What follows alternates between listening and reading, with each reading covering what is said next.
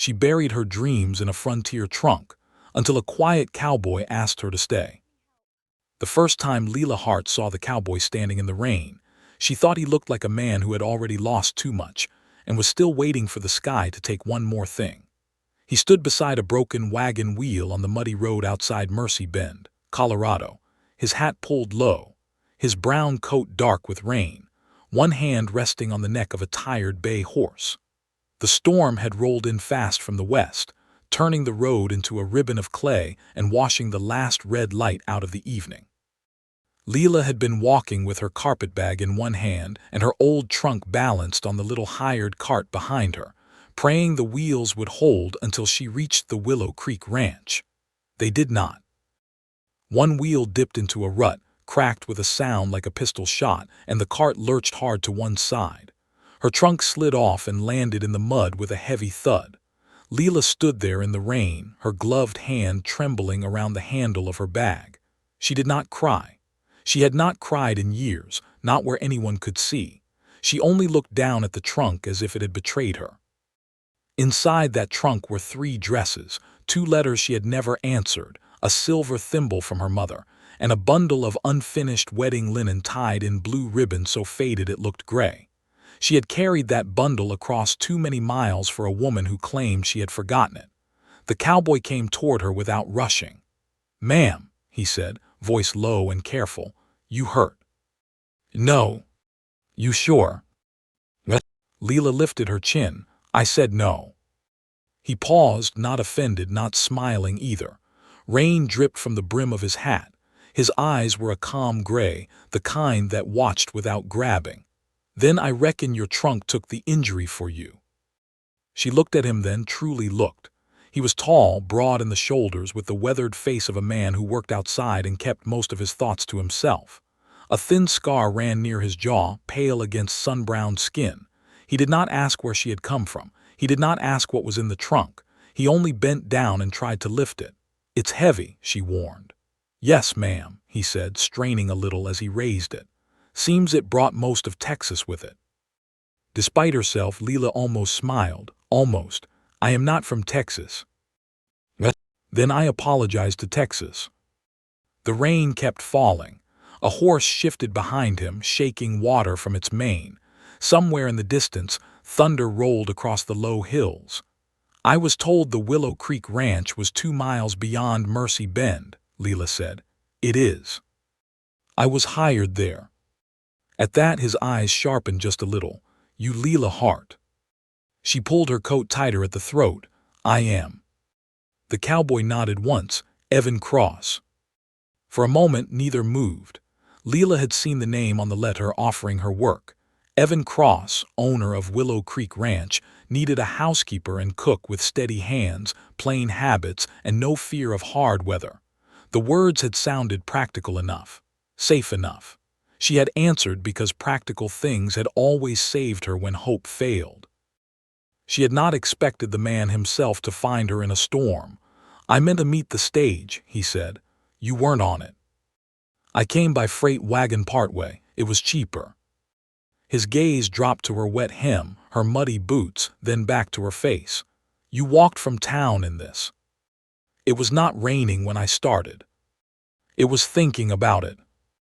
Lila did not know what to say to that. She was used to people questioning her choices as if she were foolish, careless, or too proud.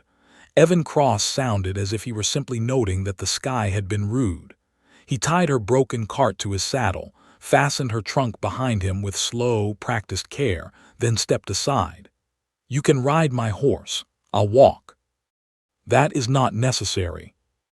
"Most necessary things don't ask permission first." "I am able to walk."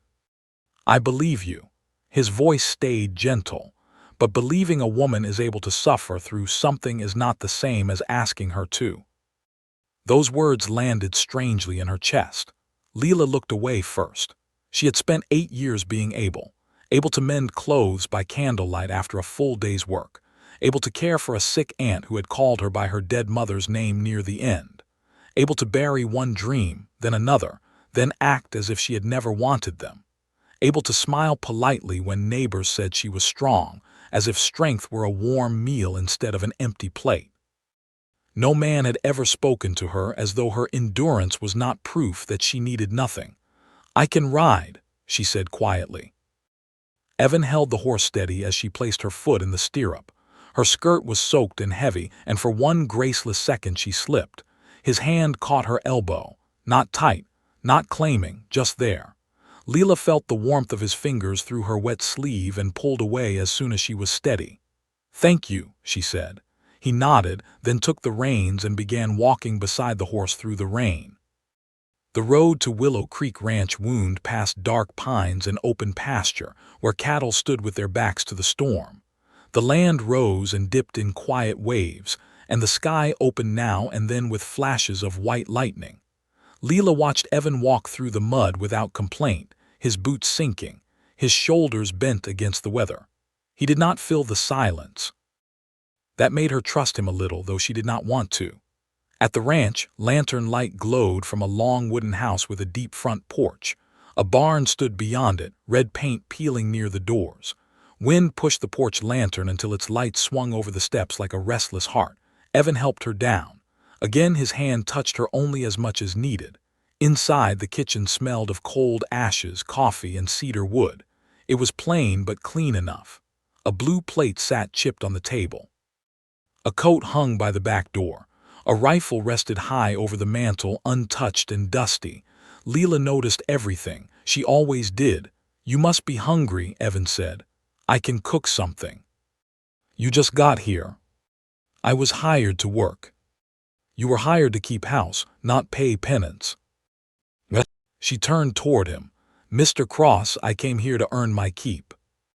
"And you will." He took 2 cups from a shelf. "But tonight you'll sit down first." The firmness in his voice surprised her more than harshness would have. He set bread, cold beef, and coffee on the table, then stepped back as if leaving room for her pride to accept it. Lila sat because her legs ached too badly not to.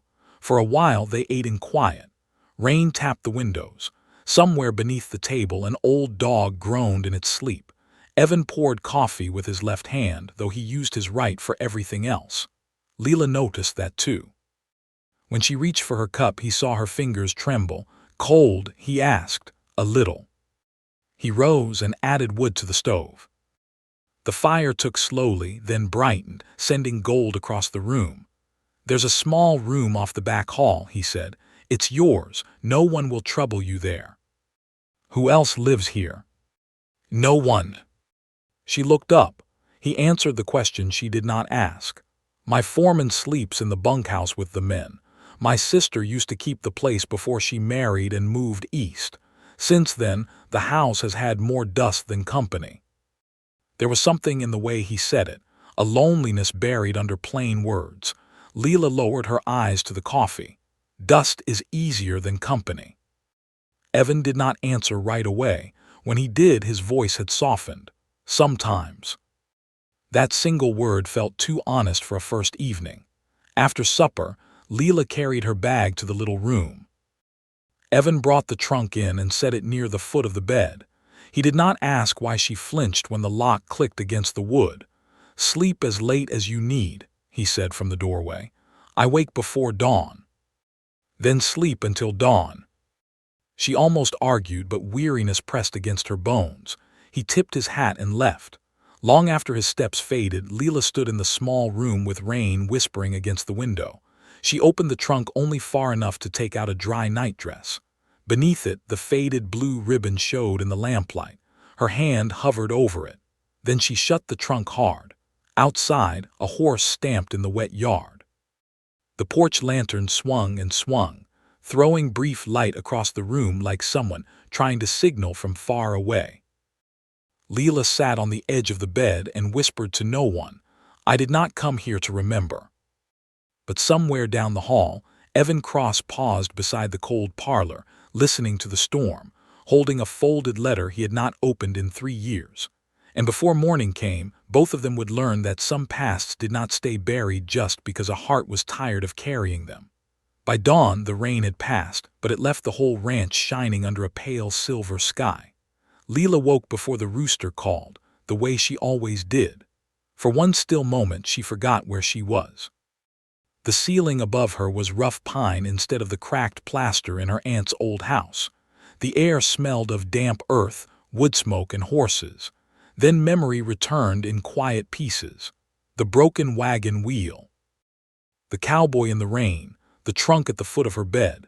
She looked at it and felt the same old warning rise in her chest.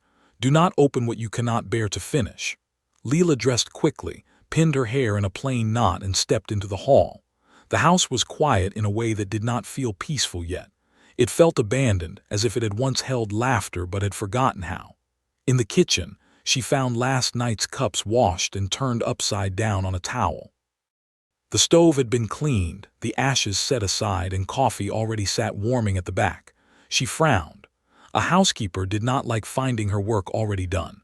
She heard the back door open and turned as Evan stepped in with an armful of split wood. His hat was damp with morning mist. Dust and mud marked his boots. A small cut showed across one knuckle, fresh but ignored. "You're up," he said. "So are you." "I live here." "So do I now, if I understood the hiring letter." His mouth moved, not quite a smile. "Fair enough." Lila crossed to the stove and lifted the coffee pot. "You washed the cups." "They were dirty." "That is usually why a housekeeper is hired." "I didn't want your first morning to start with my mess." That answer bothered her because it was kind. Kindness was harder to refuse than orders. She poured him coffee and set it on the table, left side without thinking. Evan noticed. His eyes dropped to the cup, then rose to her face. "You saw that." "I notice things." "I reckon you do." The words were simple, yet something in them made her feel seen in a way she had not expected. She turned away too quickly and opened cupboards, making a count of flour, salt, sugar, beans, coffee, and dried apples. The shelves were not empty, but they were poorly kept. A sack of cornmeal had been left open. A mouse had found it before she had. Lila lifted the sack with 2 fingers. "Your pantry has been at war and lost." Evan leaned against the doorframe. "I suspected as much." "You suspected?" "I knew enough not to invite company." "You invited me." "I hired his help." She glanced over her shoulder. "There is a difference." "In this house, I am hoping so." There it was again, that loneliness folded inside plain talk. Lila felt it and quickly turned back to her work. She did not come to Willow Creek to study a man's sorrow. She had been hired to cook meals, wash linens, mend shirts, and put order into rooms that had been left alone too long. By breakfast, she had biscuits in the oven, bacon in the pan, and coffee strong enough to wake the dead. 2 ranch hands came in from the yard, both stopping short when they saw her at the stove. One was a lean older man with a white mustache and kind eyes. The other was younger, red-haired, and awkward in the way of boys who had grown tall before they knew what to do with their limbs. Evan stood from the table. "Miss Hart, this is Amos Bell, my foreman, and that is Toby Wells." Amos removed his hat at once. Toby did the same a second later, nearly dropping it. "Ma'am," Amos said, "glad to have you." This place was starting to taste like burned beans and regret. Lila set a plate down. "Then eat slowly. Your stomach may not trust decent food right away." Toby laughed before he could stop himself. Evan looked into his cup, hiding a smile. The small sound of it warmed the kitchen. It should not have mattered, but it did. All morning, Lila worked through the house. She beat dust from parlor rugs until the yard filled with pale clouds. She opened windows swollen from damp weather. She found 3 missing spoons behind a flour barrel, a nest of old receipts in a drawer, and one woman's hair comb wrapped in a handkerchief beneath the sewing basket. The comb was pearl-colored, fine and pretty, with one tooth broken near the end. Lila held it longer than she meant to. When Evan came in near noon, he found her standing beside the parlor table, the comb in her palm. His face changed. "Not much, just enough." "I found it in the sewing basket," she said. "I was not prying." "I know. It belonged to your sister." For a breath, he said nothing. Outside, a horse snorted near the rail. The open window stirred the curtain against the wall. "No," he said at last. "It belonged to a woman named Marin." Lila waited. Evan crossed the room and took the comb gently, as if even after years it might still carry pain. "She was meant to marry me." The words settled between them. Lila looked down, suddenly sorry she had touched it. "I can put it back." "No need." "She died." He shook his head, left. There was no bitterness in the word. That made it sadder. "She came from Denver," he said. "Thought she wanted ranch life, thought she wanted me. Winter proved otherwise." Lila understood more than she wished to. Cold weather has a way of making promises show their bones. Evan looked at her then, sharp and quiet. "Yes," he said, "it does." He slipped the comb into his coat pocket. "I should have cleared the house better before you came." "It is your house. It is your workplace. It can be both." The answer surprised them both. Lila busied herself at once with folding a dust cloth as if the cloth had become urgent. Evan stayed by the doorway. "Miss Hart," he said, "there are things in this house I have not had the courage to move. You may find them. You may put them aside. You do not have to ask me over every ghost." His voice was steady, but his hand had closed around the comb in his pocket. Lila thought of her own trunk, the blue ribbon, the linen she had not touched in years. "Ghosts do not trouble me," she said softly. "Only the living do." He gave a faint nod as if he understood that too well.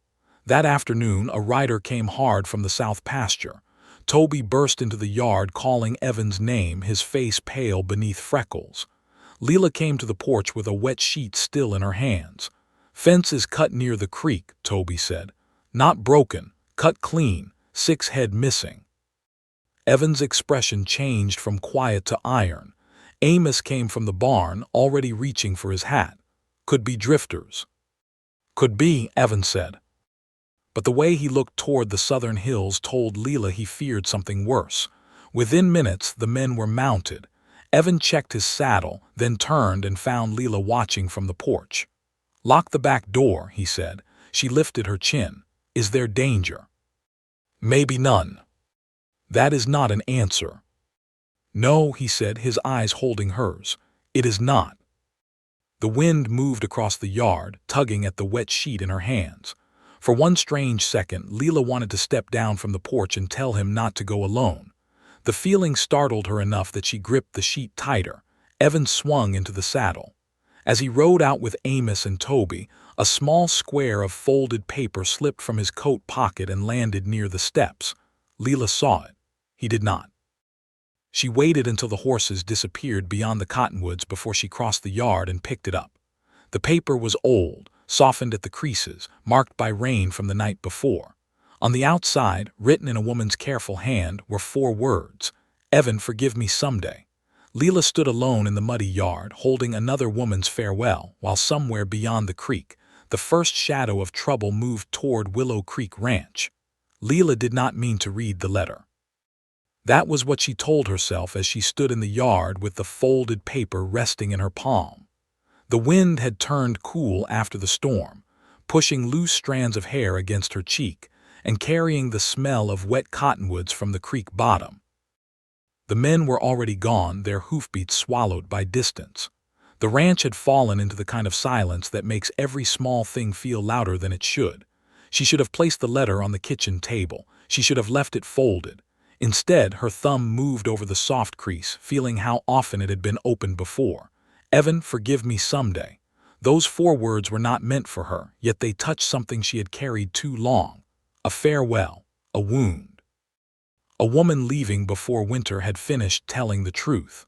Lila closed her fingers around the paper and went inside. She set it beside Evan's coffee cup and stood over it for a long moment, as if it might speak.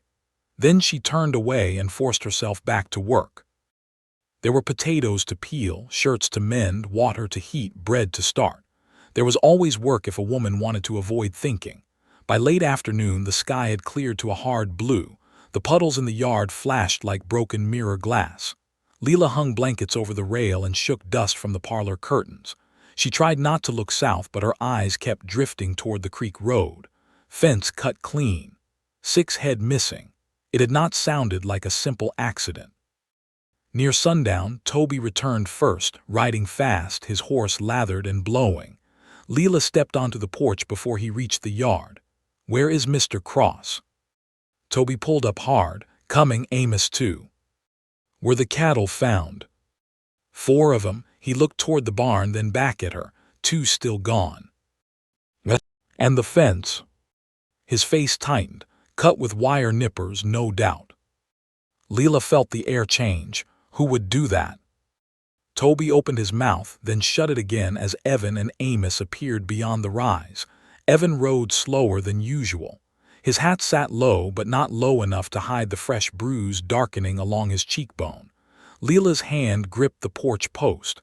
When he dismounted, she came down the steps before she could stop herself. "You're hurt." "It's nothing." That is what men say when it is something. Amos gave a dry cough. "She has you measured already, boss."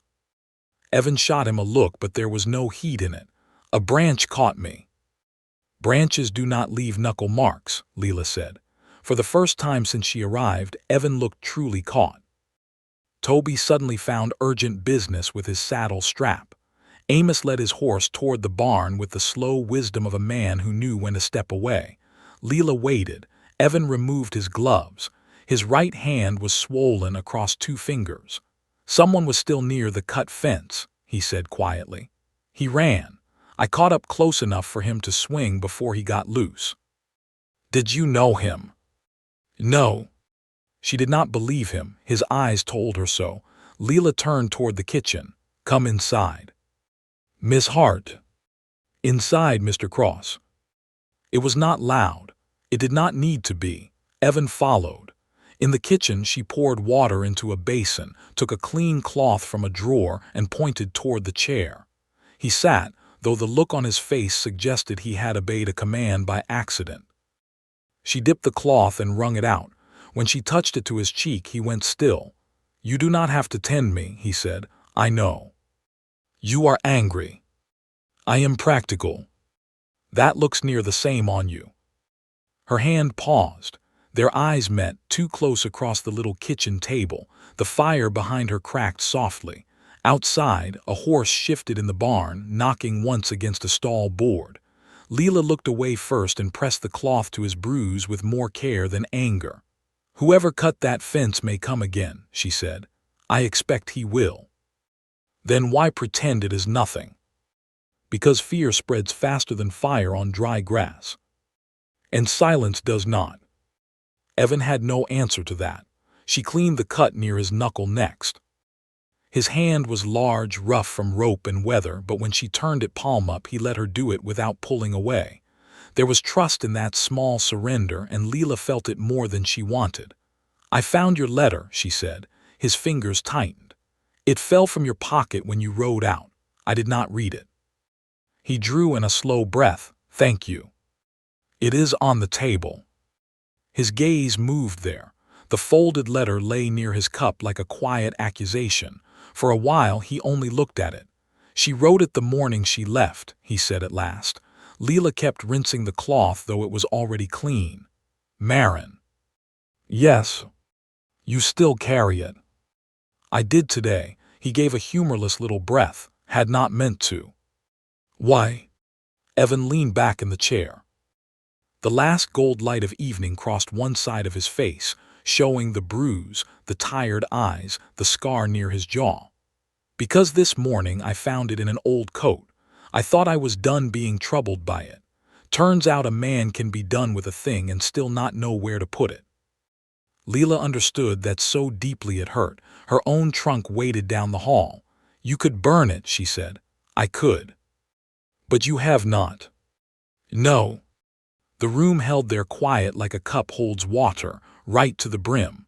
Then Amos opened the back door with careful noise, giving them time to step away from whatever had almost been said. "Boss," he said, "you best come see this." Evan stood at once. Lila followed before he could tell her not to. In the barn, Amos held a strip of red cloth caught on a nail near one of the saddles. It was torn clean from a sleeve or kerchief. Toby stood beside him, pale again. Found it snagged on the south gate, Amos said. Fresh.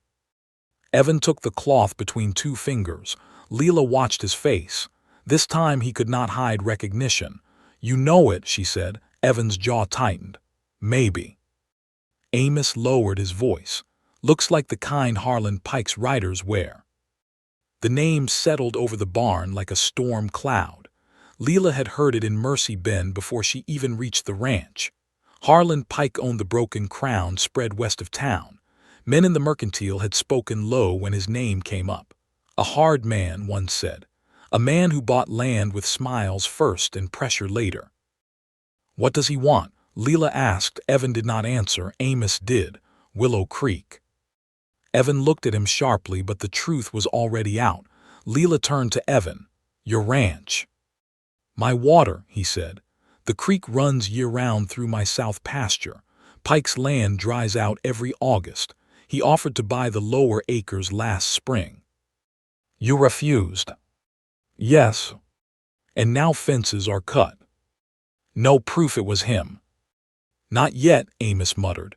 A sudden bang sounded outside. Everyone turned. Toby hurried to the barn door and looked out. Ryder coming in. Evan moved past him into the yard. Lila stayed close behind, though the fading light made the world look uncertain. A man on a black horse rode through the gate as if he owned it. He wore a fine gray coat, too clean for the trail, and a red scarf tied at his throat. Two riders waited farther back near the road, shadows against the dusk. The man smiled when he saw Evan. Cross, he called. Heard you had some trouble with your fence. Evan stood still in the yard, one hand loose at his side. News travels fast. Bad news always does. The man's eyes moved to Lila.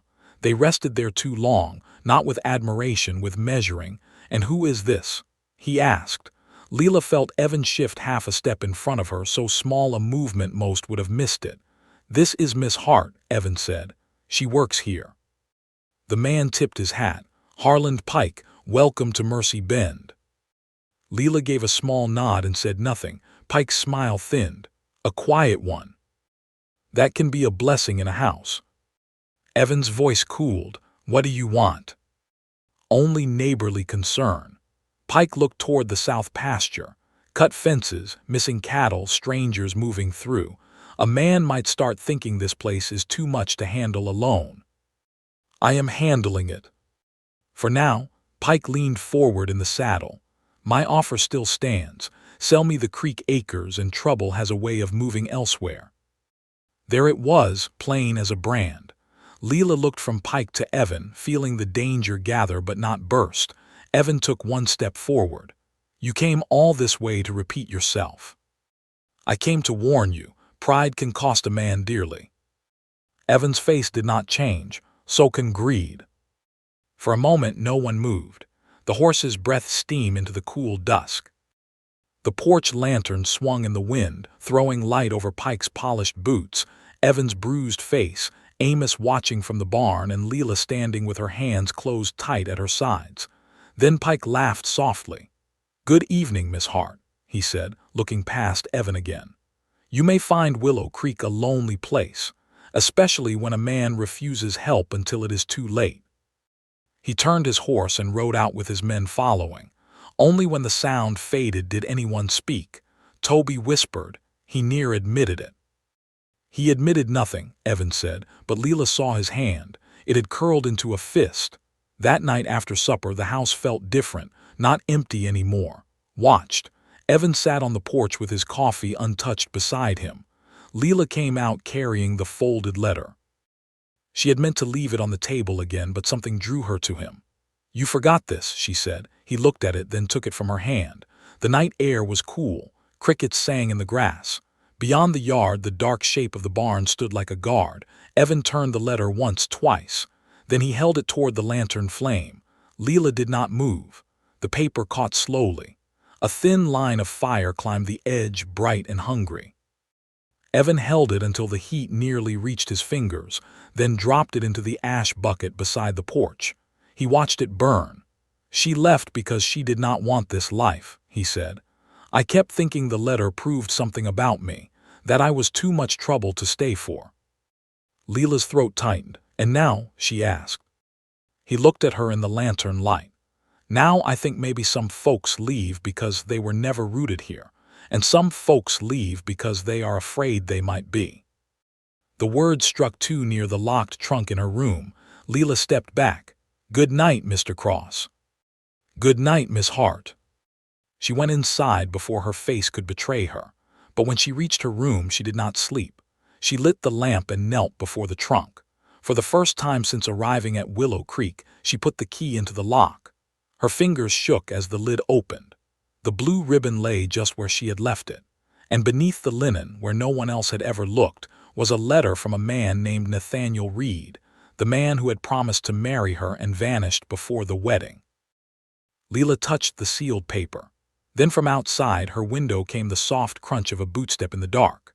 Lila froze with her hand still resting on Nathaniel Reed's old letter. The room was small, lit by one weak lamp on the washstand. Its yellow flame trembled each time the wind pressed against the window. The trunk stood open at her knees, showing the folded linen, the faded blue ribbon, the past she had kept buried so long that the sight of it felt almost indecent. Outside, the bootstep came again.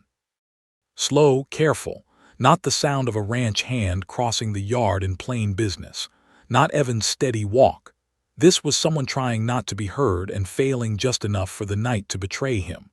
Lila reached for the lamp, then stopped. If she blew it out, whoever stood outside would know she had heard. If she left it burning, he could see her shadow on the curtain. Her heart beat hard, but her hands did not shake now. Fear had always done that to her. It took the tremble away and left her clear. She closed the trunk without locking it, rose quietly, and moved to the side of the window. The curtain lifted in the draft. Through the narrow gap she saw the yard in pieces, the dark barn, the pale water trough, the porch lantern swinging in the wind. Then a man's shoulder passed near the glass. Lila held her breath. A face leaned close to the window, hidden beneath a hat brim, not close enough to see clearly, close enough to know he was looking in. She stepped back and the floorboard gave a soft complaint beneath her foot. The figure jerked away. At the same instant the bedroom door opened. Evan stood there with a lantern in one hand. Miss Hart. Before she could answer, the window rattled. The shadow outside broke into a run. Evan crossed the room in 3 long steps and pulled the curtain aside. His face hardened. Stay here. He was gone before she could object. Lila heard the front door open, then the sharp bark of his voice in the yard. Amos. The house woke fast after that. Boots hit floorboards. A door slammed from the bunkhouse. The old dog began barking from somewhere near the stove, a rough, angry sound that made the little room seem even smaller. Lila stood alone in the doorway, one hand pressed against her chest. The trunk behind her remained open by a finger's width, as if it too were watching. She should have stayed inside. She did not. By the time she reached the porch, Evan, Amos, and Toby had lanterns raised and horses shifting uneasily around them. The yard was cut into moving circles of light. Beyond the fence, the land turned black. Tracks here, Amos called from near the side of the house. Fresh mud. One man. Evan crouched, touched the ground, and looked toward the creek road. Not one of ours, he said. Toby swallowed. Pike. Maybe one of his. Lila wrapped her shawl around her shoulders and stepped down into the yard. Mud caught at the hem of her nightdress beneath her coat, but she hardly noticed. Evan looked back. I told you to stay inside. Yes, she said. I heard you. Amos cleared his throat and turned his attention very carefully toward the tracks. Evan's eyes moved over her face, anger changing into worry before he could hide it. Did he touch the window? He looked in. His jaw tightened. He did not get inside, she added. That does not make it small. No, it did not. And his saying so made something in her chest loosen. The men followed the tracks to the edge of the yard, where they disappeared among stones near the wash. No horse tracks waited there. Whoever had come had either walked far or knew where to hide his mount. At last, Amos straightened with a sigh. He's gone now. For tonight, Evan said. Those 2 words settled over them all. Toby glanced toward Lila's window, his young face full of guilt though none of it belonged to him. We should have kept watch. We will now, Evan said, 2 at a time till this is settled. Lila looked toward the dark road. Settled how? Evan did not answer at once.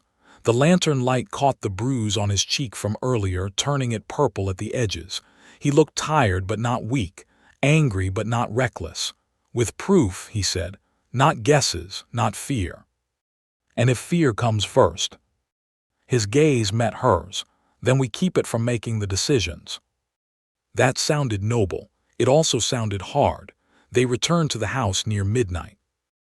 Amos took first watch with Toby, the 2 of them sitting near the barn with rifles across their knees, the weapons present but not pointed, more warning than threat. Evan checked the windows himself, one by one. He wedged a chair beneath the back door latch, then paused outside Lila's room. "I'll sleep in the front room tonight," he said. "You do not have to." "I know." The same answer she had given him earlier in the kitchen came back now, quiet and full of meaning. Lila looked down. Her bare toes were cold against the floor. A spot of mud marked the hem of her coat.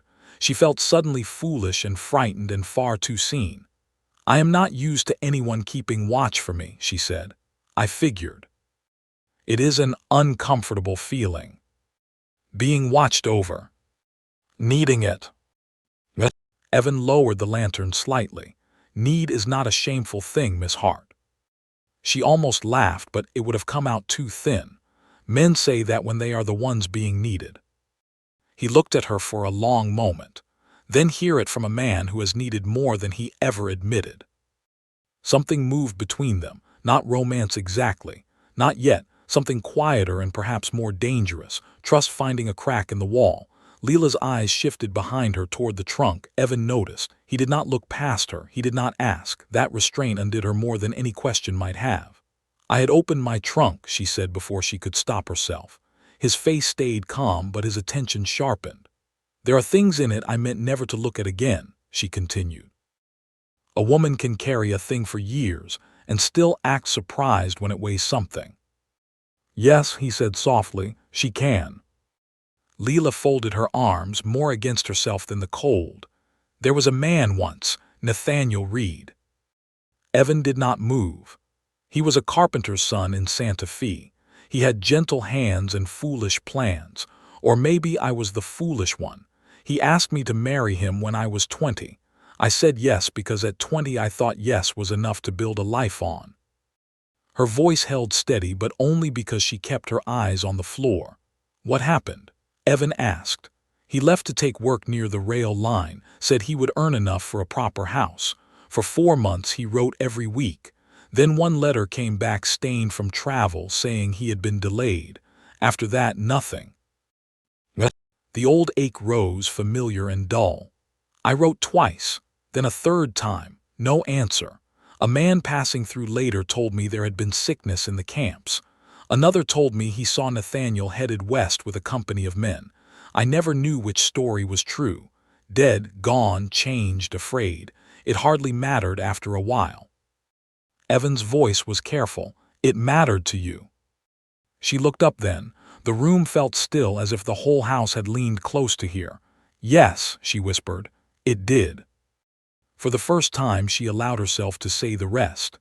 "My aunt fell ill that same winter. My mother had already passed. There was no one else to keep things together, so I worked, I cooked, I mended, I washed. I sold the little silver comb my mother left me to pay for medicine that did not save anyone. And all the while, that trunk sat in the corner with wedding linen inside it." She gave a small, sad smile.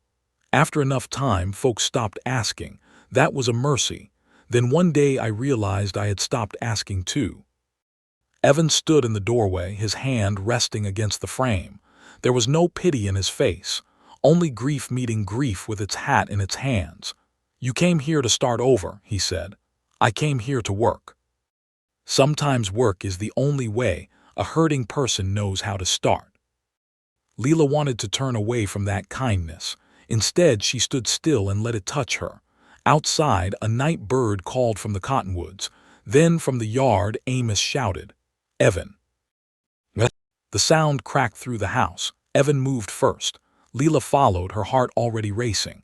They rushed onto the porch as Toby came running from the barn holding something pale in his hand. Amos stood near the front gate, lantern raised high.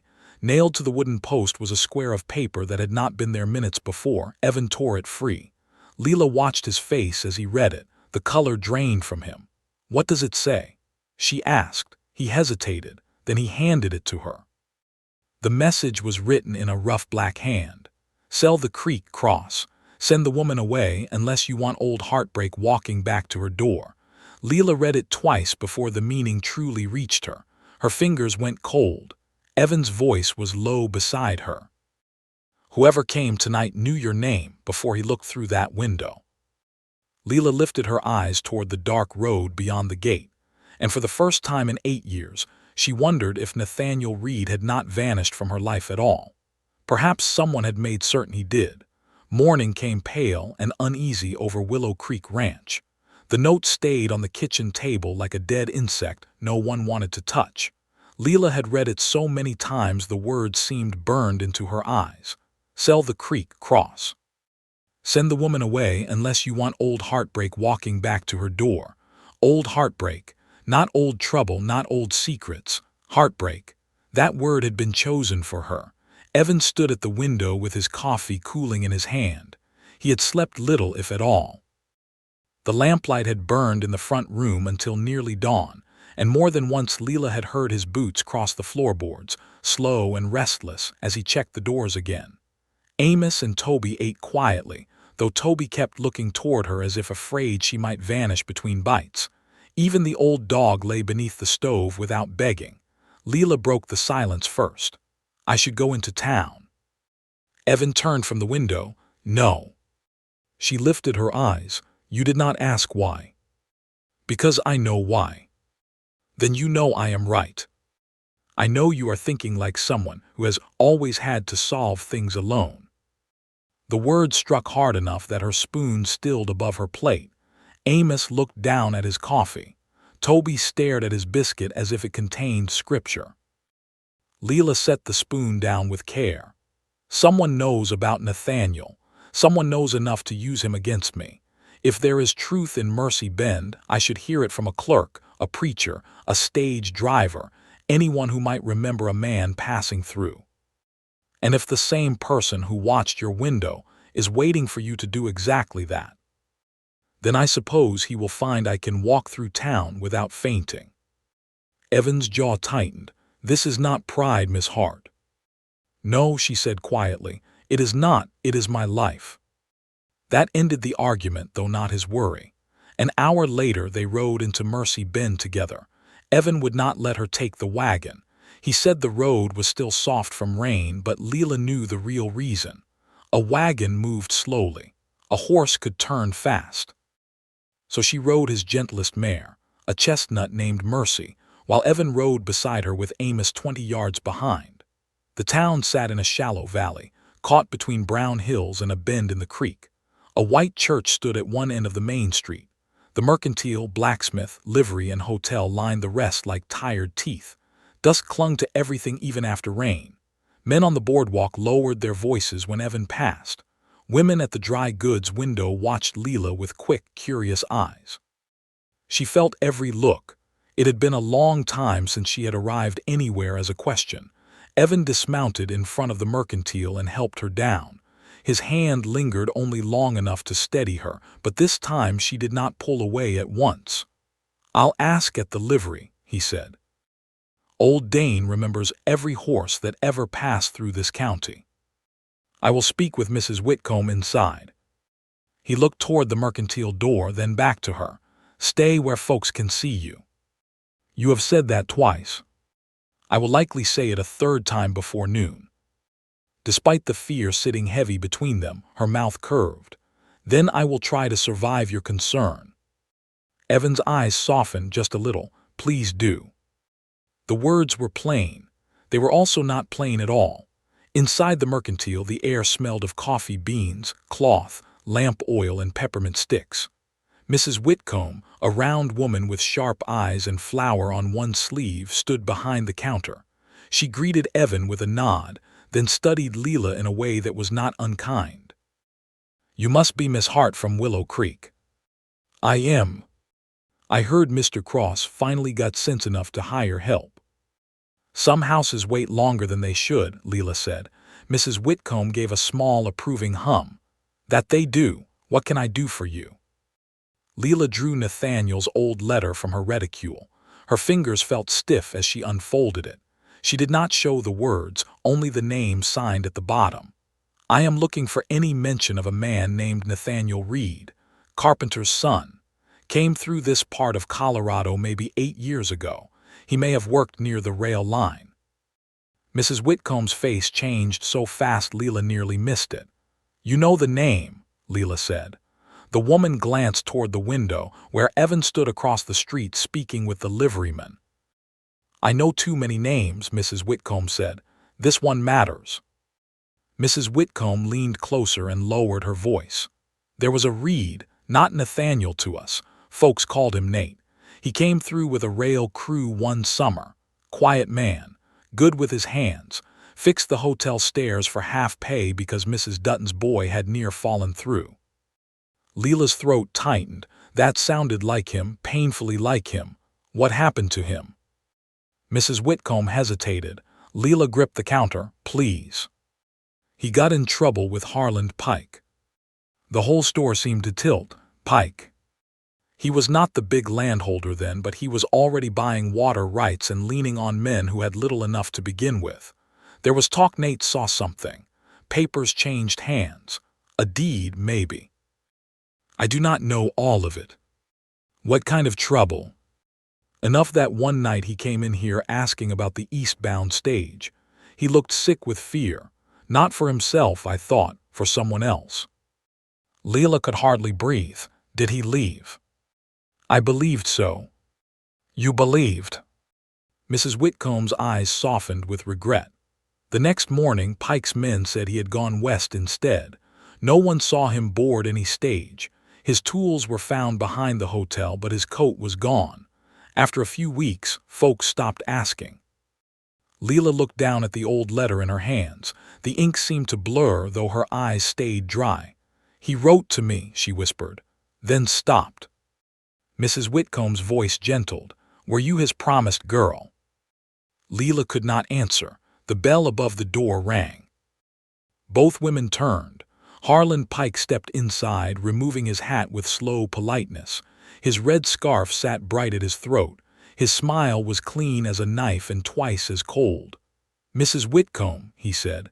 "Miss Hart, fine morning for errands." Lila folded Nathaniel's letter and slid it back into her reticule. Her hand did not tremble, but she felt the effort of that stillness all the way to her bones. Mrs. Whitcomb's face went blank in the careful way people used around powerful men. "Mr. Pike," she said. Pike walked to a shelf of tobacco tins and lifted one, though his eyes stayed on Lila. "Mercy Bend is a small town. New faces stand out. Old names do too." Lila said nothing. He turned the tin in his hand. "I hope you are settling well at Willow Creek." "Well enough." "Cross can be a stubborn host. Good man in some ways. Trouble is, good men often mistake stubbornness for courage." Lila met his gaze. "And some men mistake fear for respect." The mercantile went silent. Mrs. Whitcomb's hand moved to the counter edge. Pike's smile did not disappear. It only thinned. "You have spirit." "No," Lila said, "only memory." Something flickered in his eyes then. Not fear, recognition. Before he could answer, the door opened again and Evan stepped inside. He looked first at Lila, then at Pike, then at the space between them. "Everything all right?" Evan asked. Pike laughed softly. "Just welcoming Miss Hart to town." "She has been welcomed." "So I see." Evan moved beside Lila. He did not touch her, but his presence changed the room. Lila felt it like a wall at her shoulder. Pike set the tobacco tin down. "I will leave you to your shopping." He passed close enough that Lila caught the faint smell of bay rum and horse leather. At the door he paused. "Old stories have a way of growing teeth, Miss Hart. Best not put your hand too near their mouths." Then he stepped out into the sunlight. For a moment, no one spoke. Evan turned to Lila. "What did you learn?" She looked at Mrs. Whitcomb, then back at him. Nathaniel came through Mercy Bend. His face darkened. "He crossed Harlan Pike somehow," she continued. "Then he disappeared." Evan's hand closed slowly at his side. Mrs. Whitcomb reached beneath the counter and drew out a small paper-wrapped parcel. "He left something here," she said. Lila stared at it. "He asked me to hold it for a woman named Lila if she ever came asking.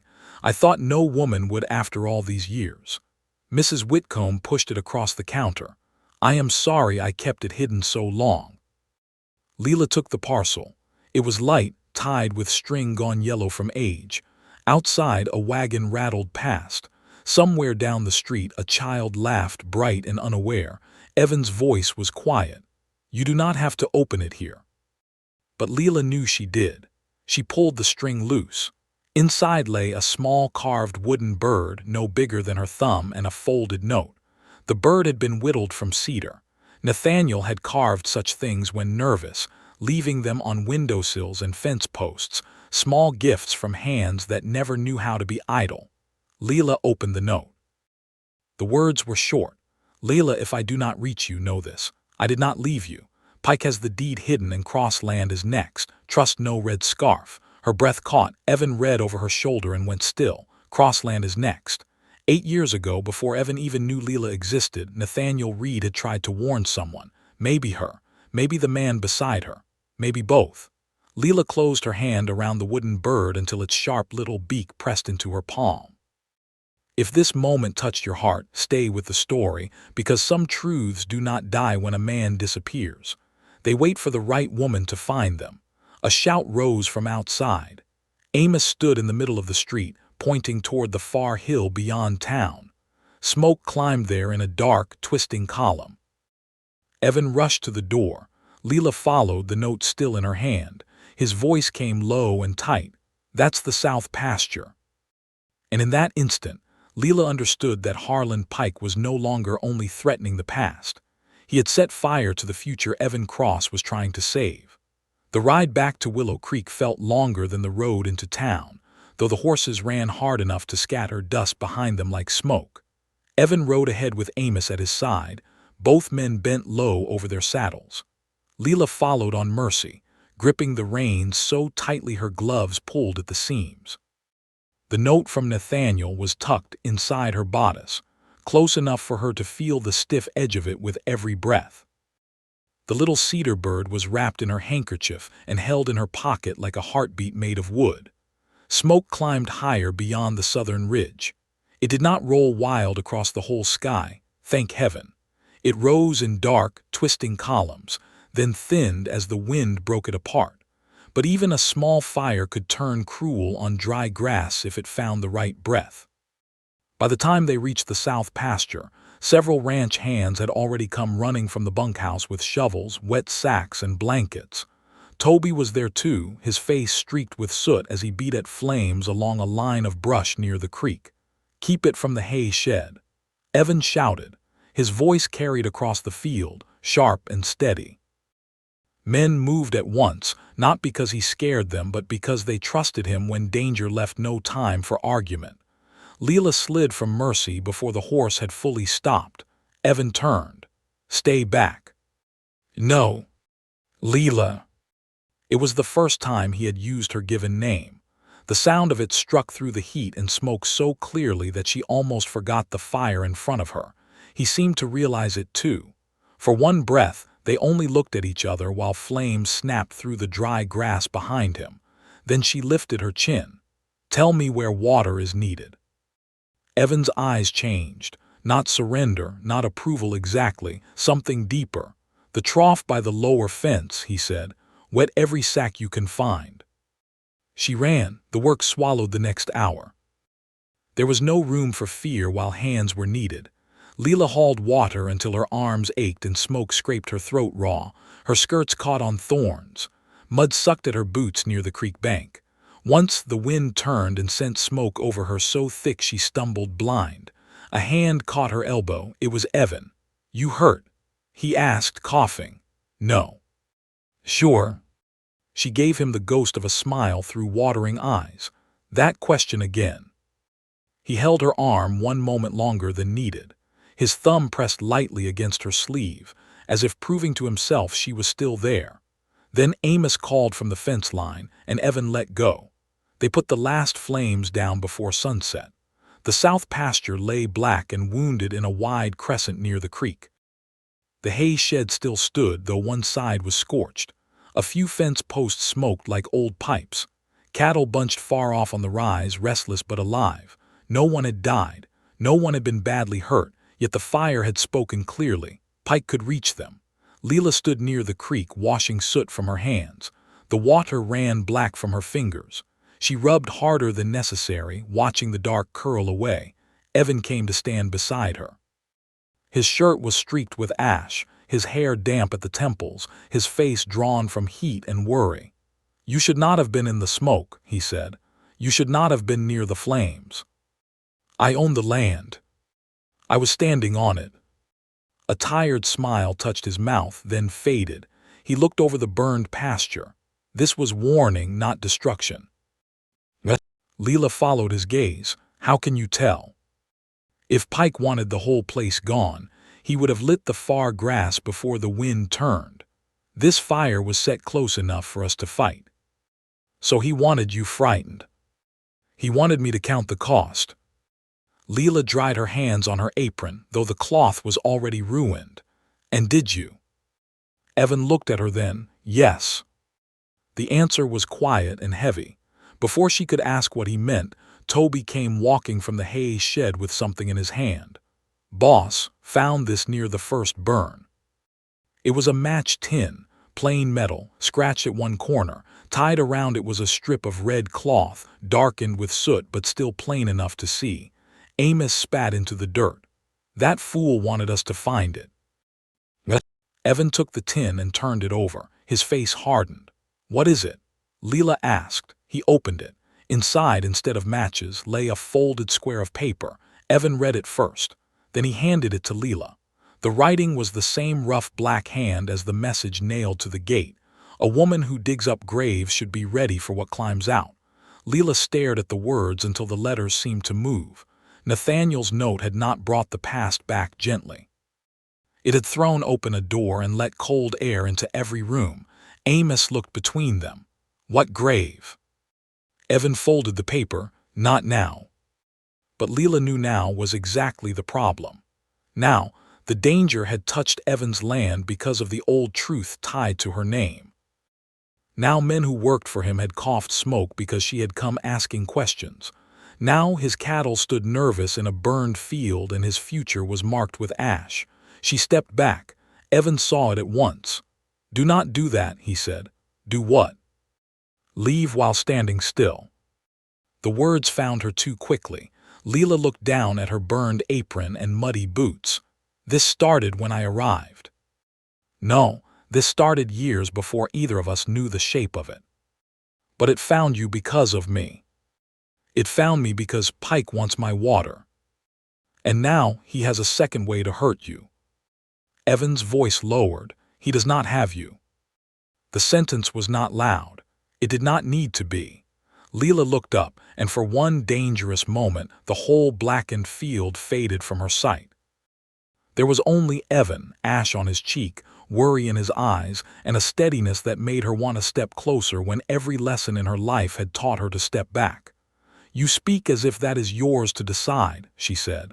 "No," he answered. "I speak as if it is yours." That broke something open inside her, not fully, just a crack, enough to let warmth in and fear out at the same time. A ranch hand called for Evan near the fence. He turned, then stopped. "Layla," he said again, softer this time, "do not mistake being wanted safe for being wanted gone." She could not answer. He walked away, leaving her with smoke in her hair and a truth she had no place to put. That evening, the ranch moved like an injured animal. Men patched the worst of the fence by lantern light. Amos sent Toby to rub down the horses. Lila cooked a thick stew because hands that fought fire needed something warm and plain. No one talked much at supper. Spoons scraped bowls. Boots shifted beneath the table. The old dog rested his head on Toby's foot and sighed. After the men left, Lila washed dishes while Evan stood near the back door. He looked like he meant to speak and had misplaced the words. She spared him. You should sleep. So should you. I am not the one who rode through smoke half the day. You ran through it. I walked briskly.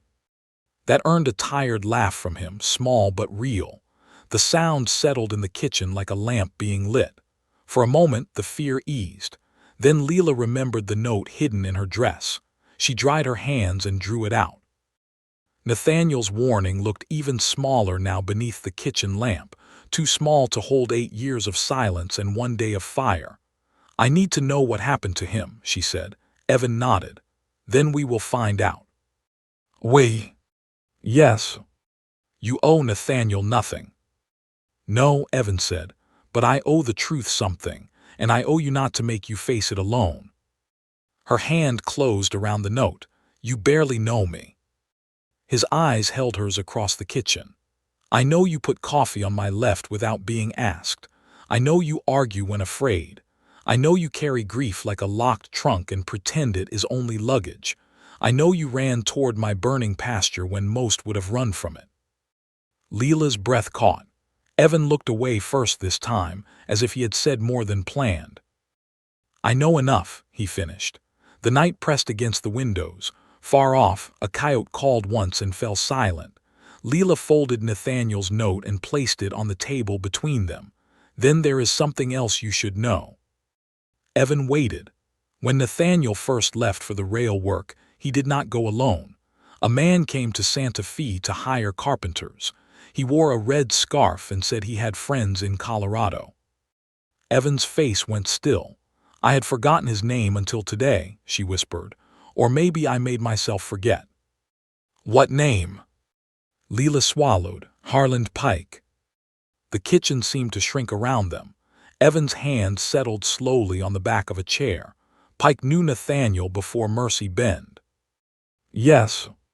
And he knew you.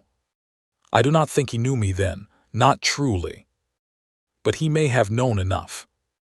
Before either could say more, a knock came at the front door. 3 slow strikes. Every sound in the house died. Evan moved first, crossing the parlor with Lila behind him.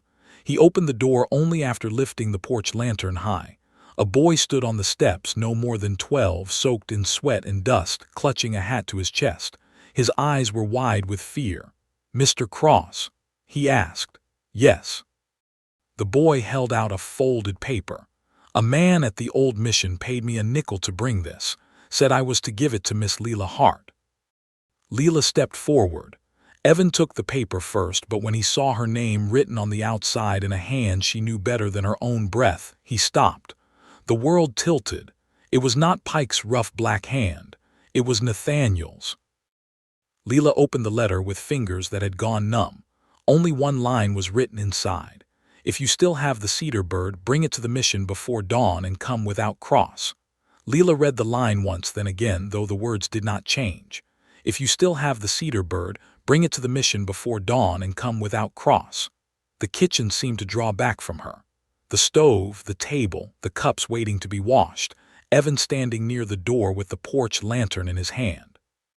All of it felt far away, as if she had stepped into a memory and left her body behind. Nathaniel's hand. 8 years had not softened the way he shaped the letter L, with the lower stroke too long, like a road that did not know where to end. She knew that hand. She had waited for it. Hated it, grieved it, hidden it beneath linen and ribbon until she could pretend it belonged to a woman she no longer was. Now it had come back before dawn and asked her to come alone. Evan reached for the note, then stopped before touching it. Are you sure? Yes. Her voice sounded calm. She did not feel calm. It could be copied.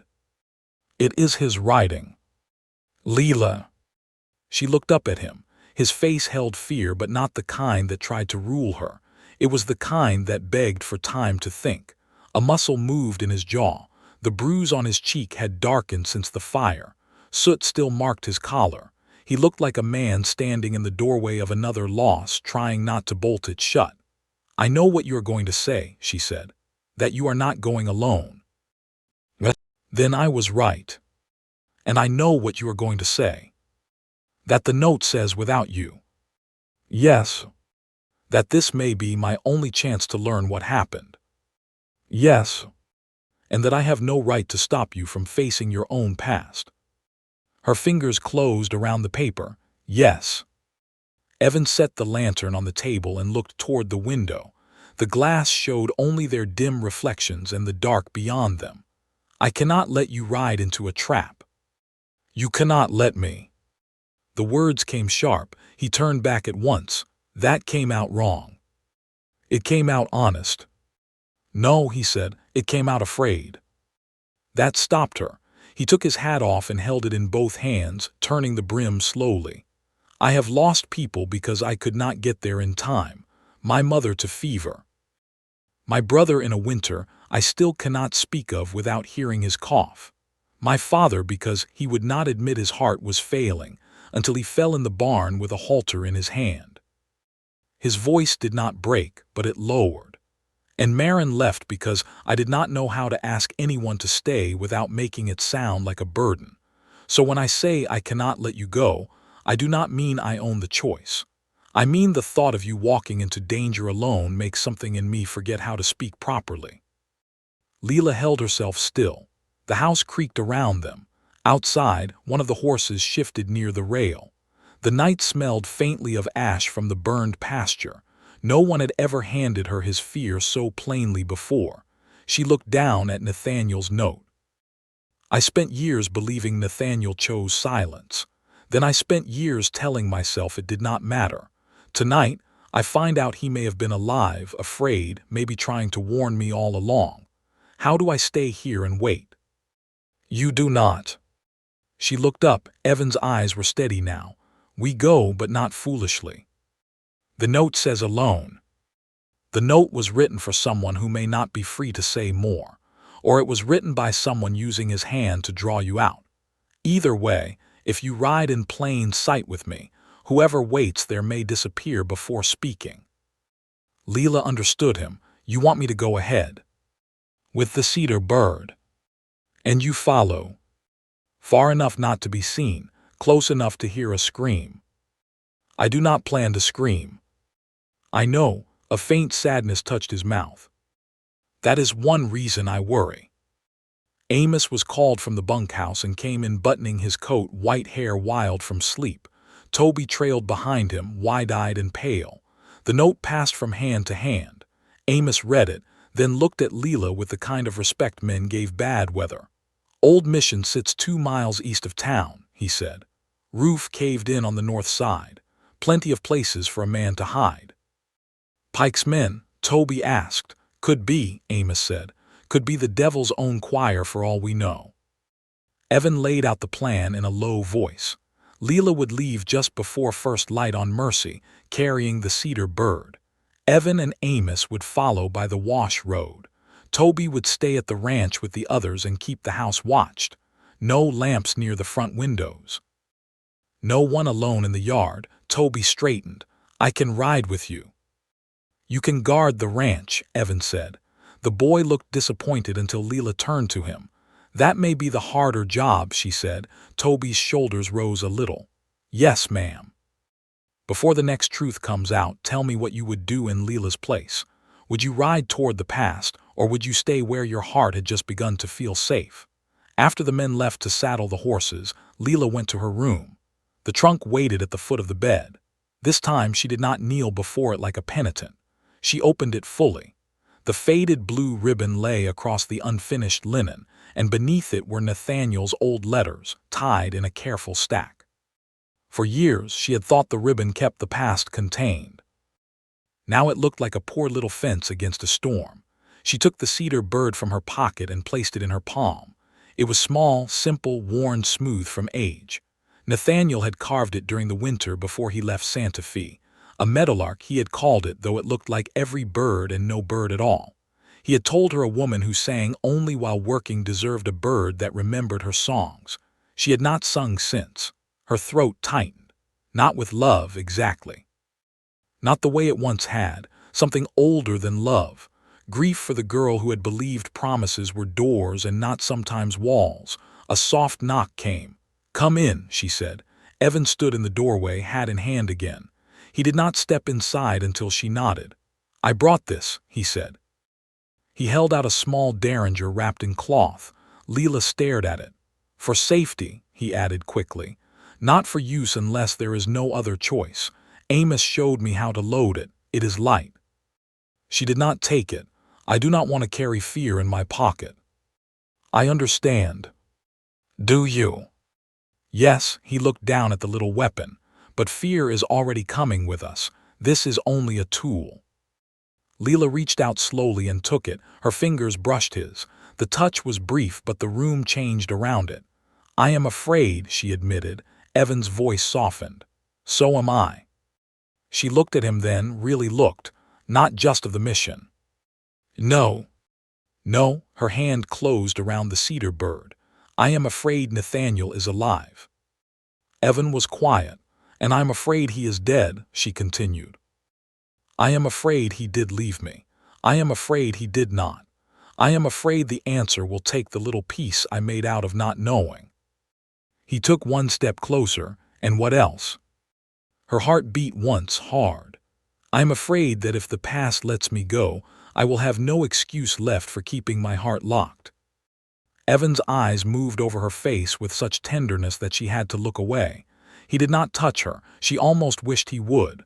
"The lock is yours," he said. "So is the key." Lila gave a small, breathless laugh that had no joy in it, only wonder. "You make freedom sound gentle." "It ought to be." For a moment, the mission, Pike, Nathaniel, the burned pasture, all of it waited beyond the walls. Inside that small room, there was only a woman with a bird in her hand and a cowboy who had learned how to stand near a wounded thing without reaching too fast. Then Evan saw the wedding linen in the trunk. He looked away at once. The courtesy of it pierced her. "It was meant for my wedding," she said. "I figured. I never finished it." "You might yet." "To marry a ghost." "No," he said quietly. "To finish what grief interrupted. Nothing more unless you want more." She swallowed. "You speak as if wanting more is simple." "No," his mouth curved with sadness. "I speak as if it is worth being honest about." The first gray of morning touched the window. It was time.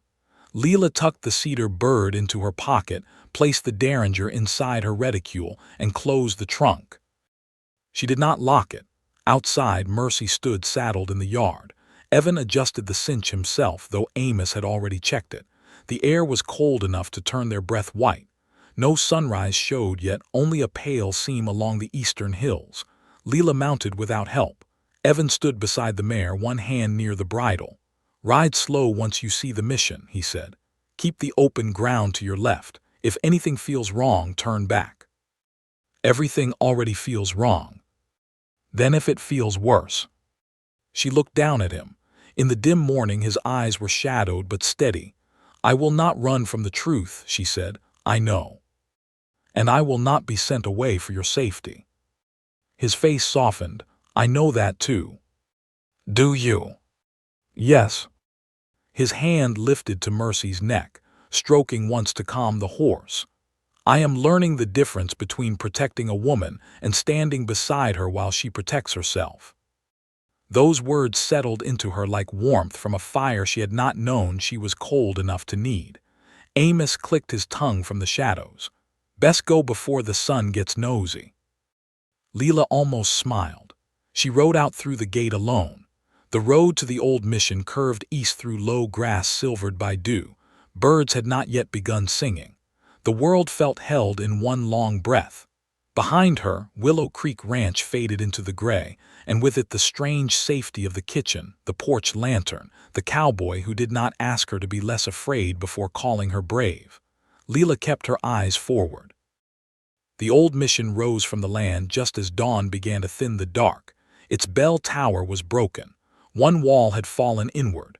Wild grass grew through the stones, and a weathered wooden cross leaned near the entrance as if tired of carrying heaven alone. Mercy slowed without being asked. Lila dismounted. Her boots touched the cold ground. She took the cedar bird from her pocket and held it where it could be seen. For a moment, nothing moved.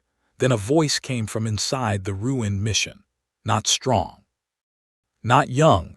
Not the voice she remembered singing to her from beneath a half-built porch in Santa Fe, but still known. Layla. Her breath vanished. A man stepped from the shadows. His beard was streaked with gray. His coat hung loose on a frame that had once been broad. One arm rested stiffly against his side as if old injury had made it a stranger to him. But his eyes, tired and full of sorrow, were Nathaniel Reed's eyes. Lila could not move. "Nathaniel," she whispered. He looked past her toward the empty road, fear tightening his face. "You should not have brought Cross," he said. Behind Lila, somewhere beyond the mission wall, a horse gave a sharp, frightened cry. Then Evan's voice rang out from the wash below. "Lila, get down." Lila dropped before she understood why. The sound came a breath later, not a gunshot, but the hard crack of a rope snapping tight around wood. Mercy reared beside her, eyes wide, reins flying loose as something hissed past the mission doorway and struck the stone wall where Lila had been standing. A thrown knife clattered to the ground. For one frozen heartbeat, she stared at it. Then Evan came over the broken wall like a storm in a hat and boots, dust flying beneath him as he rushed toward her. Amos appeared near the far side of the mission with his rifle raised, not firing, only covering the open ground with the calm of a man who had survived more trouble than he had ever cared to count. Nathaniel stumbled back into the shadows. "No, no, you should not have followed." Evan reached Lila and dropped to one knee beside her. "Are you hit?" "No." "Look at me." "I said no." "Look at me anyway." She did. His face was pale beneath the dust, his eyes dark with a fear he did not try to hide. His hand hovered near her shoulder, waiting for permission even now, even when danger had nearly found her. That restraint struck her harder than the knife. "I am all right," she said, softer this time. Only then did his hand touch her arm, brief and careful. From behind the mission, a horse broke into a run. Amos shouted and moved toward the sound. A rider fled across the low ridge, bent close to the saddle. Evan turned, but the man was already too far, only a dark shape cutting through the first gold of sunrise. "Let him go," Amos called. "He wants us pulled away." Evan stayed where he was. Lila followed his gaze back to Nathaniel. The man she had once promised to marry stood beneath the broken arch of the mission, trembling as if the morning air were winter. His left sleeve hung stiff. His face carried old pain in every line. He looked less like a ghost returned than a man who had spent years being buried while still breathing. "Nathaniel," Lila said again. His eyes filled. "I tried to send word." She stood slowly. Evan rose with her but did not step in front of her this time. "I waited," she said. "I know." "No," she answered, voice shaking now. "You do not know that. You do not know what it means to set a cup beside a window every Thursday because the mail wagon comes by noon. You do not know what it means to sew wedding linen by lamplight until your fingers ache, then fold it all away because hope starts to feel like foolishness. You do not know what silence did." Nathaniel bowed his head. She had imagined this moment many times in the bitter years after his letters stopped. In some imaginings she wept. In others she struck him. Sometimes he gave a perfect explanation and the hurt left her like smoke through an open door. But standing before him now, with dust on her boots and Evan quiet at her side, Lila felt no simple thing. Not love returning. Not hate. Only the ache of seeing a road she had once meant to travel, washed out by a flood no one had warned her about. "I know enough to be ashamed," Nathaniel said. Evan's voice came low. "Who threw that knife?" Nathaniel flinched. "One of Pike's men, Boyd Tull, I think. He has followed me since Denver." "Why bring her here if Pike's men were watching you?" Evan asked. "Because I am running out of time." Lila felt the cold of that sentence. Time for what? Nathaniel looked toward the ruined altar at the center of the mission. Sunlight came through a hole in the roof and fell across the stones. Dust turned slowly in the beam. To tell the truth before Pike buries it for good. He reached inside his coat. Evan's hand moved at once toward his sidearm. Nathaniel stopped. "It is only paper." Slowly he drew out a folded packet wrapped in oilcloth and tied with twine. The packet was stained from weather and worn along the edges. He held it toward Lila, but his eyes shifted to Evan. "Your father's signature is in there," Nathaniel said, "and Pike's fraud."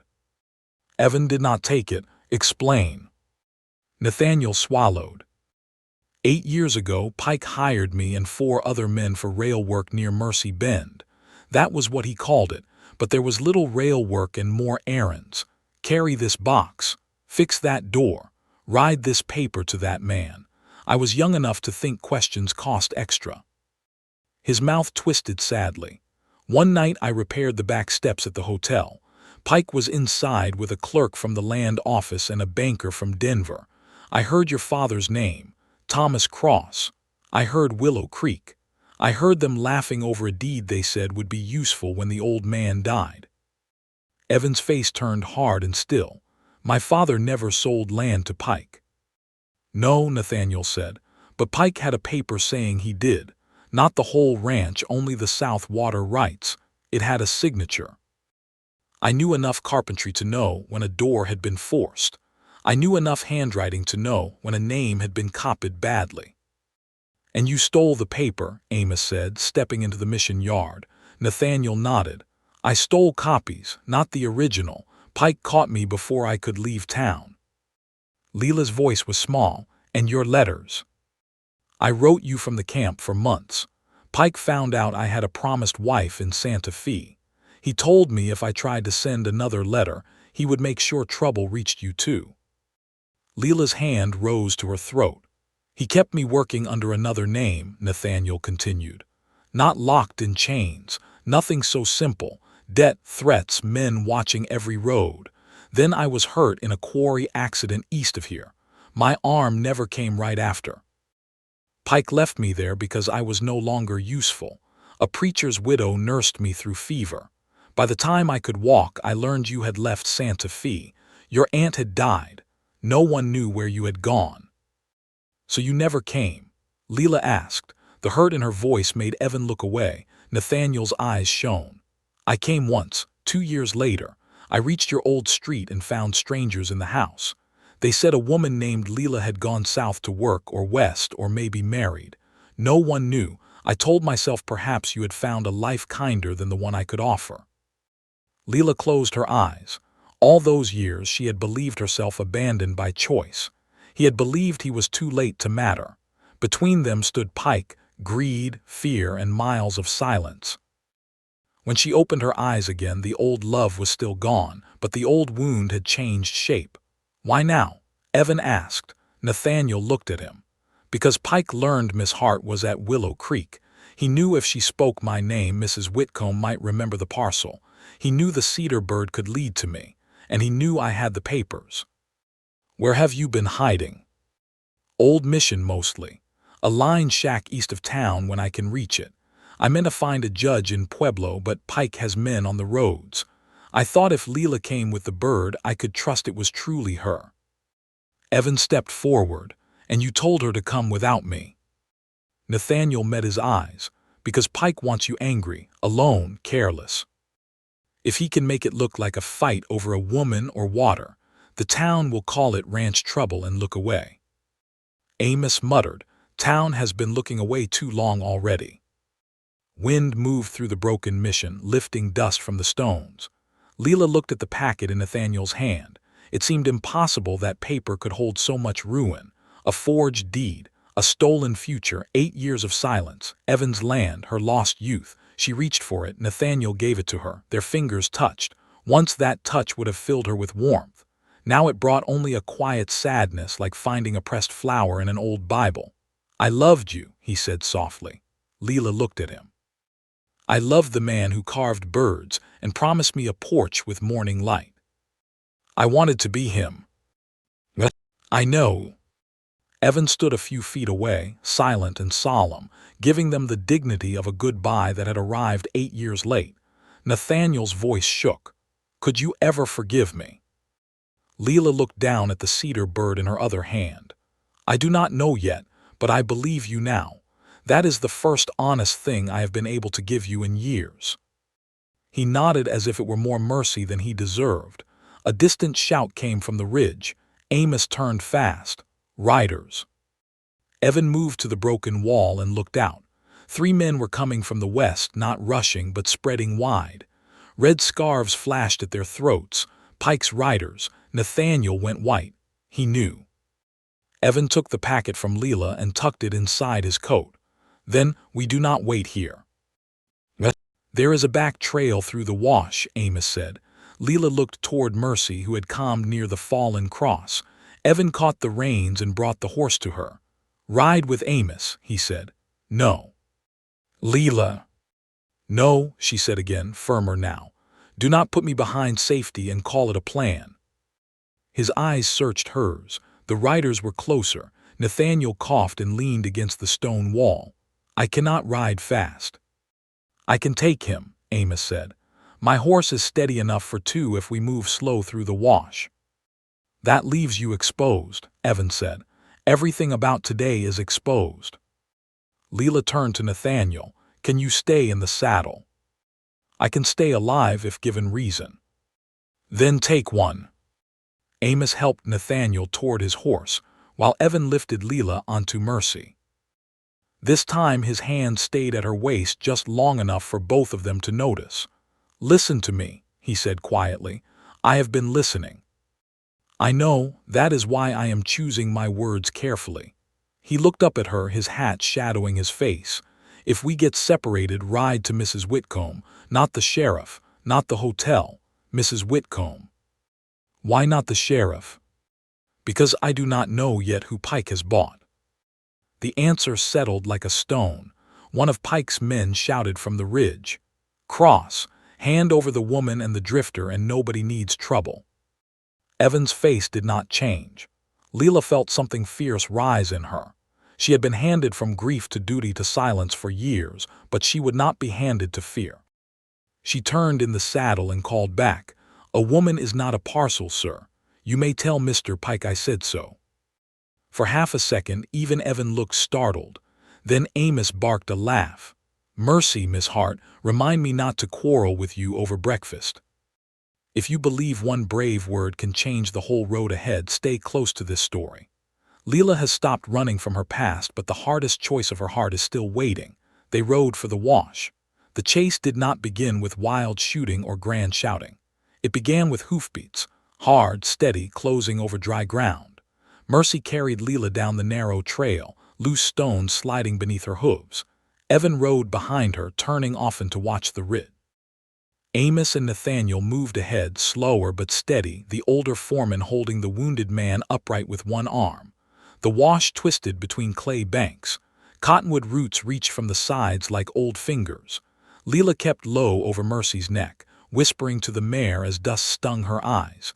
Then a rider appeared above the left bank. Evan drew his horse hard across the trail. "Keep going." The rider tried to drop down ahead of them, but the bank crumbled beneath his horse. The animal stumbled, and the man cursed, grabbing for balance. Evan did not fire. He only rode close enough to force him back and then turned after Lila. They burst from the wash near the old cemetery outside Mercy Bend. The town lay half a mile ahead, church bells shining in the morning light. For a moment Lila thought they might make it. Then Nathaniel slipped. His weakened arm gave way and he slid from Amos's horse, hitting the ground hard near a cluster of sagebrush. Amos pulled up at once. "Go!" Nathaniel shouted. Lila turned Mercy. Evan was already beside him. "Get him up." The riders behind them crested the wash. There was no time. Lila saw the white church. She saw the town beyond it. She saw Evan trying to lift Nathaniel, Amos wheeling back, Pike's men closing, and the forged deed hidden inside Evan's coat. Then she made the first reckless choice of her careful life. She kicked Mercy forward, not toward town, but straight toward the church bell rope hanging outside the little steeple. "Lila!" Evan shouted. She did not stop. Mercy flew across the open ground. Lila reached the churchyard, jumped from the saddle, and grabbed the rope with both hands. The bell rang once, loud, then again, and again. The sound rolled over Mercy Bend like judgment waking from sleep.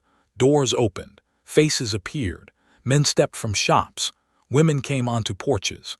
Children pointed toward the old cemetery road where Evan Cross stood with Nathaniel Reed at his feet and Pike's riders bearing down in open daylight. Lila pulled the rope until her palms burned. By the time Harland Pike himself rode into view at the edge of town, half of Mercy Bend was already watching, and in her shaking hands, Lila still held the cedar bird. The bell kept ringing long after Lila's arms began to ache. Each pull sent the sound rolling over Mercy Bend, deep and wild, shaking birds from the church roof and drawing the town into the street. Men came from the blacksmith shop with hammers still in their hands. Women stepped from the mercantile, aprons dusty with flour and thread. Children gathered near porch posts until mothers pulled them close. Old Dane from the livery shaded his eyes. Mrs. Whitcomb stood in her doorway, one hand pressed to her mouth, watching the road beyond the cemetery. Lila pulled again. The bell cried out like it had been waiting years to tell the truth. Down by the old cemetery, Evan and Amos had Nathaniel on his feet. Pike's riders had slowed now that the town was watching. They sat stiff in their saddles, no longer brave enough to close the distance in full daylight. That was when Harland Pike rode into view, his black horse stepping neat and proud through the dust. He did not look hurried. That frightened Lila more than anger would have. Pike stopped between the church and the cemetery road, just close enough for everyone to see the red scarf at his throat. His coat was clean. His boots were polished. His smile was patient, as if he had arrived to settle a business matter and not to gather the pieces of a crime.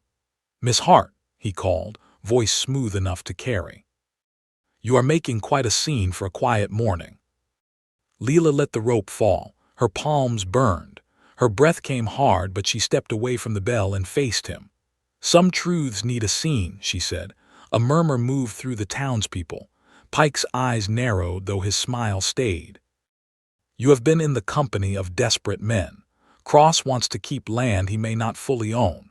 Reed has been hiding like a thief for years. I would be careful whose story you lend your voice to." Evan rode up then, not fast, not reckless. Amos followed with Nathaniel seated behind him, pale and bent but alive. The packet of papers was tucked inside Evan's coat. Lila knew it was there by the way he kept one hand near his ribs. Pike knew it too. His gaze flicked there for one quick second. Evan dismounted near the church steps. "You came far for a man with nothing to hide." "I came because you have taken in a drifter who stole property from me." Nathaniel lifted his head. "Copies of forged papers are not property." The crowd stirred harder now. Pike turned toward him with cold delight. "Nathaniel Reed, Mercy Bend's long-lost ghost, I must say I expected you to stay buried." Lila heard several people draw breath at once. Evan's voice stayed calm. "That sounded near a confession." "It sounded like a figure of speech." "Then you best choose safer figures." The church door opened behind Lila. Reverend Alden stepped out, a thin man with silver hair and spectacles sliding down his nose. He looked from Pike to Evan to Nathaniel, then to the crowd growing around them. "What is this about?" he asked. "Fraud," Lila said before anyone else could speak. "Threats, burned pasture, a man forced into silence, and a deed Harland Pike never had the right to claim." Pike laughed, but it came a shade too late. "A hired housekeeper with a sad old romance does not make a judge," he said. "No," Mrs. Whitcomb called from across the street, stepping down from the mercantile porch. "But I remember Nathaniel Reed. I remember the parcel he left. I remember the morning he disappeared, and I remember your men telling 3 different stories before noon." The crowd turned toward her. Old Dane lifted his chin. "I remember the horse too. Reed's bay was still in my stable that morning. Man does not leave town west on foot when he paid for feed through Friday." Another voice came from near the blacksmith shop. "And I remember Pike buying drinks for the land clerk that same week." Pike's smile faded a little. The town, which had spent years looking away one careful inch at a time, had begun looking straight at him. Evan drew the packet from his coat. "These papers need to reach a circuit judge." Pike's hand dropped toward his saddlebag. Amos saw it first. "Easy now." Two of Pike's riders shifted. Toby, who must have ridden in from the ranch after all, appeared near the livery with a ranch hand beside him, both holding steady but not aiming unless forced. Lila's heart jumped at the sight of the boy, but she had no time to scold him. Reverend Alden stepped down from the church with unexpected firmness. "Mr. Pike, remove your hand from that bag." Pike looked at the Reverend, then at the crowd. Calculation moved across his face like a shadow crossing water. "I have legal claim to the South water rights," he said. "Then you will have no objection to a judge seeing the papers," Evan answered. "There is no need for public theater. You should have thought of that before sending men to my pasture." "Careful cross." "No," Lila said. Every eye turned to her. She stepped down from the churchyard and crossed the dust toward Pike. Evan moved as if to stop her, then checked himself. She saw the effort it cost him. She loved him a little for it, though she was not yet ready to name that feeling aloud. "No," she repeated, stopping several feet from Pike's horse. "You do not get to call courage careless because it troubles you. You do not get to call truth theater because people can finally hear it." Pike looked down at her. "You are far from Santa Fe, Miss Hart." "Yes," she said, "and still you found me. That tells me I am standing close to something you fear." The crowd went still. Lila took the cedar bird from her pocket and held it up. "Nathaniel carved this for me before he left. He left another like it with Mrs. Whitcomb, beside the warning you never wanted found. You stole 8 years from him. You stole the truth from me. And now you are trying to steal water from a man whose only fault is refusing to be bought." Pike's face hardened. Pretty words. Plain ones. For a long moment, the only sound was the restless shifting of horses and the bell rope creaking softly behind her. Then Pike moved. It happened fast, but not violently enough to become chaos. His hand shot into his saddlebag and came out with a packet of papers, not a weapon. He wheeled his horse hard, meaning to bolt through the alley beside the church. Evan shouted, "Stop him." Old Dane grabbed the bridle as Pike passed. The black horse reared and Pike lost the papers. They scattered across the street like startled birds. Toby lunged and caught 2 before they blew under the boardwalk. Mrs. Whitcomb stepped on another with her boot. The Reverend snatched one from the dust and read quickly, his face turning grave. "This bears Thomas Cross's name," he said, "but the date is wrong." Evan went still. The Reverend looked up. "It is dated 3 days after his funeral." The whole street fell silent. That was the truth, clean and terrible. Pike's own hidden papers had betrayed him. One of his riders slowly lifted both hands away from his reins. "I did not know that part," he said. Pike turned on him. "Keep your mouth shut." But fear had changed sides. The town deputy, a young man named Warren Bell, came pushing through the crowd, his face pale with the burden of suddenly being required to act. He looked at Pike, then at Evan, then at the Reverend holding the paper. "Mr. Pike," the deputy said, voice unsteady but clear, "I need you to step down." Pike laughed once, sharp and ugly. "You need?" "Yes," Warren said, stronger now. "I do." For a breath it seemed Pike might try to run again. Then he looked around and saw no easy road left. The town had become a fence he could not cut. Slowly he dismounted. No one cheered. It was not that kind of victory. It was quieter and heavier, the kind that arrives after too many people realize how long they had been afraid. As Deputy Warren took Pike toward the jail, Nathaniel sat on the church steps with his head bowed. Mrs. Whitcomb brought him water. Amos stood beside Evan, holding the recovered papers like they were newborn calves and legal thunder at once. Lila remained in the street, the cedar bird still in her hand. She should have felt free. Instead, she felt hollowed out. Evan came to her slowly. Dust marked his coat. The morning sun lit one side of his face. He stopped near enough to speak low, far enough not to crowd her. "You did it," he said. "No," she looked toward Nathaniel. "The truth did. I only rang the bell." That bell had been silent a long time. "So had I." His eyes softened. For a moment she wanted to step into his arms. Not because the danger was over, but because the truth had left her shaking. She wanted his steadiness, his quiet. The careful way he never took what she had not offered, but Nathaniel looked up then. Their eyes met across the churchyard. Evan saw it and stepped back, not in anger, in understanding. That hurt more than jealousy would have. Nathaniel stood with effort. Lila. She went to him. The whole town seemed to blur around the edges as she faced the man she had once planned to marry. He held his bad arm close to his side.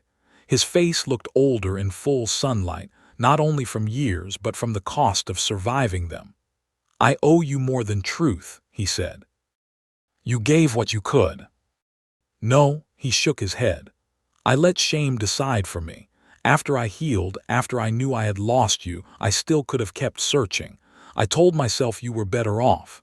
Maybe part of me wanted that to be true because it spared me from seeing what my silence had done." Lila listened, and for the first time his apology did not reopen the wound. It cleaned it. "I was angry at you for years," she said. "You had right. Then I became angry at myself for still caring." He looked down. "And then I stopped calling it anger. I called it sense. I called it work. I called it not needing anything." Her fingers curled around the cedar bird. "But I did need something. I needed the truth. I needed to know I had not been foolish for loving someone once." Nathaniel's eyes filled. "You were not foolish." "No," she whispered, "only young." A small, broken smile crossed his face. "What will you do now?" she asked. "Testify when the judge comes. Then maybe Denver. There is a carpenter there who said he could use a man for fine work, even one with a poor arm." "That sounds good." "It sounds possible." He looked toward Evan, who stood near the church gate with his hat in his hands. "He loves you." Lila's breath caught. Nathaniel smiled sadly. "I used to know what your face looked like when you were trying not to hope." She looked away, tears stinging now. "I do not know what I feel," she said. "Yes, you do," Nathaniel answered gently. "You are only afraid knowing it means losing something." She looked back at him. He held out his hand, palm up. For a moment she thought he meant to take the cedar bird. Instead, he closed her fingers around it. "Keep it," he said. "Not for me, for the girl who sang while she worked. She deserves not to be buried with my mistakes." Lila nodded, unable to speak. Nathaniel stepped back. And just like that, the goodbye she had waited 8 years to understand was finally standing in front of her, quiet and complete.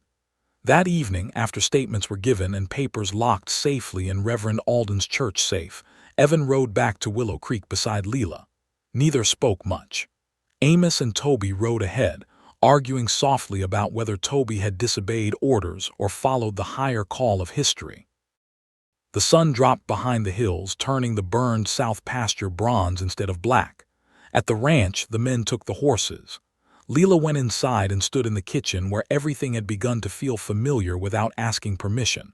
The left side of the table, the blue chipped plate, the stove with one stubborn hinge, Evan's cup drying beside hers.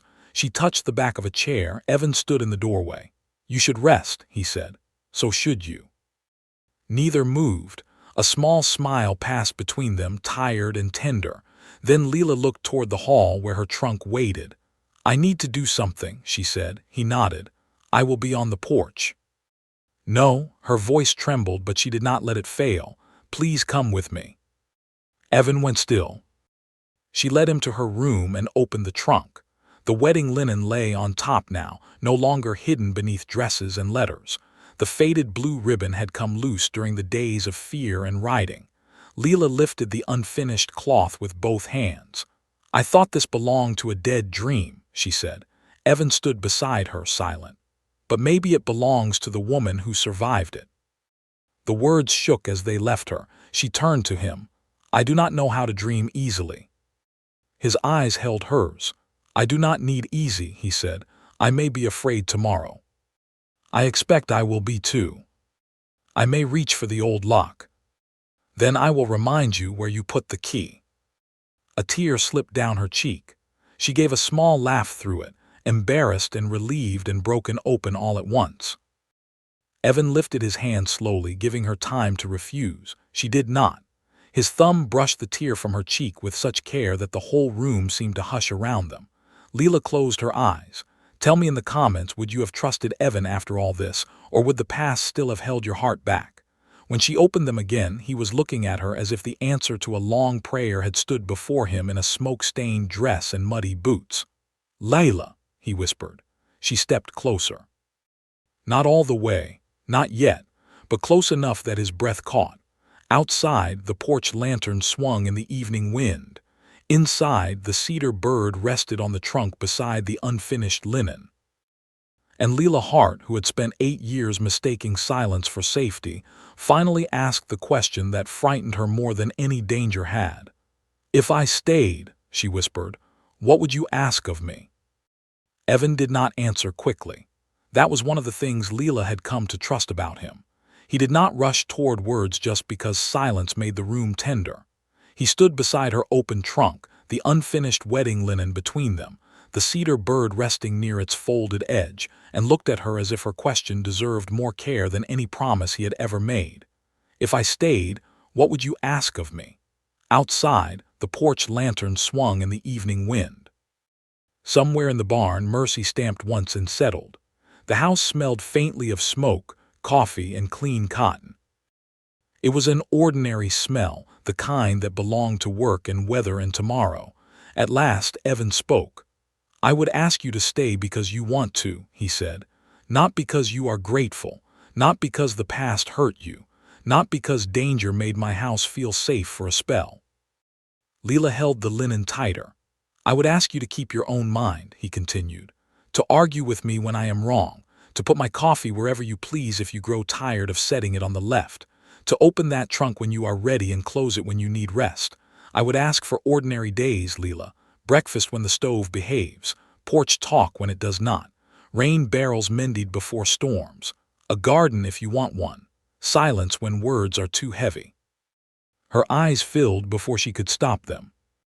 He smiled faintly, though his own voice had roughened. "And if someday you find you can love me, I would count myself blessed. But I will not ask you to say it before it is true." The words undid the last guarded place in her. Lila had been asked for work, duty, patience, sacrifice, strength, forgiveness. She had been asked to endure. She had been asked to understand. She had been asked to be sensible when her heart had broken in the dark. No one had ever asked her simply to want. She looked down at the cedar bird. "I did love Nathaniel," she said. "I know. I need that to be allowed." "It is." She looked up then, "Not as a threat to you." Evan shook his head.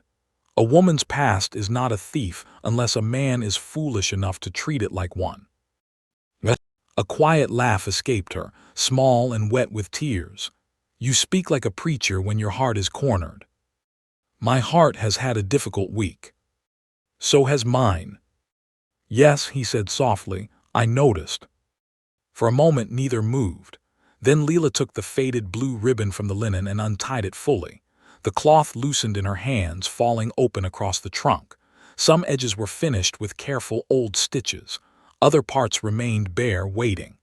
"I thought if I finished it, I would be admitting I still wanted what I lost," she said. Evan looked at the linen, not touching it. "Maybe finishing it can mean you are done letting loss on what you wanted."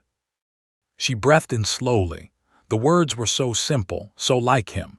They made room instead of taking it. The next morning, Mercy Bend learned what truth looked like after the shouting stopped. Harlan Pike remained in the jail until the circuit judge arrived 3 days later from Pueblo. Men who had once tipped hats to him now crossed the street without speaking. 2 of his riders gave statements in exchange for mercy, admitting they had cut the fence, carried threats, and set the warning fire near the south pasture under orders to scare Evan into selling. No one spoke of revenge. No one needed to. Pike's power had been built from fear, and once fear left him, he looked smaller than anyone expected. The forged deed, the paper dated after Thomas Cross had already been buried, and Nathaniel's hidden copies were placed before the judge in Reverend Alden's church office. Mrs. Whitcomb testified about the parcel. Old Dane testified about Nathaniel's horse. Amos testified about the red cloth found near the fence and the match tin in the burned field. Toby testified too, voice shaking at first, then growing steady when Lila gave him an encouraging nod from the back of the room. When Nathaniel stood, the whole church went quiet. He told the story plainly: Pike's false hiring, the papers, the threats, the years of hiding under shame and fear. He did not paint himself braver than he had been. He admitted where he had failed, where silence had become easier than courage, where he had let the belief that Lila was better off become a hiding place of its own. Lila listened with her hands folded in her lap. Evan sat beside her, not touching her, but near enough that the warmth of him steadied her. When the judge ruled the forged claim worthless and ordered Pike held for trial on fraud, intimidation, and related charges, no cheer rose from the church. Instead, Mercy Bend let out a long breath. It was the sound of a town waking from a long sleep and not quite knowing how to forgive itself for resting so long. Afterward, Nathaniel found Lila beneath the cottonwood outside the church. He wore a borrowed coat from Reverend Alden and looked cleaner than he had at the mission, though still thin, still tired. In his good hand he held his hat. "I leave tomorrow," he said. "The judge wants me in Pueblo for the formal statement. After that, Denver." Lila nodded. "The carpenter." "If he still needs a man who works slow but true." "He would be lucky to have you." Nathaniel smiled at that, a sad, grateful thing. "I once imagined you saying something like that as my wife. I once imagined saying it." They stood with the old dream between them, not alive anymore but no longer bitter. "I am sorry, Lila." "I know. I wish I had been stronger." "So do I." Her honesty made him look down, but her next words brought his eyes back. "But I am done wishing my whole life had bent differently. Some roads close. Some roads wait.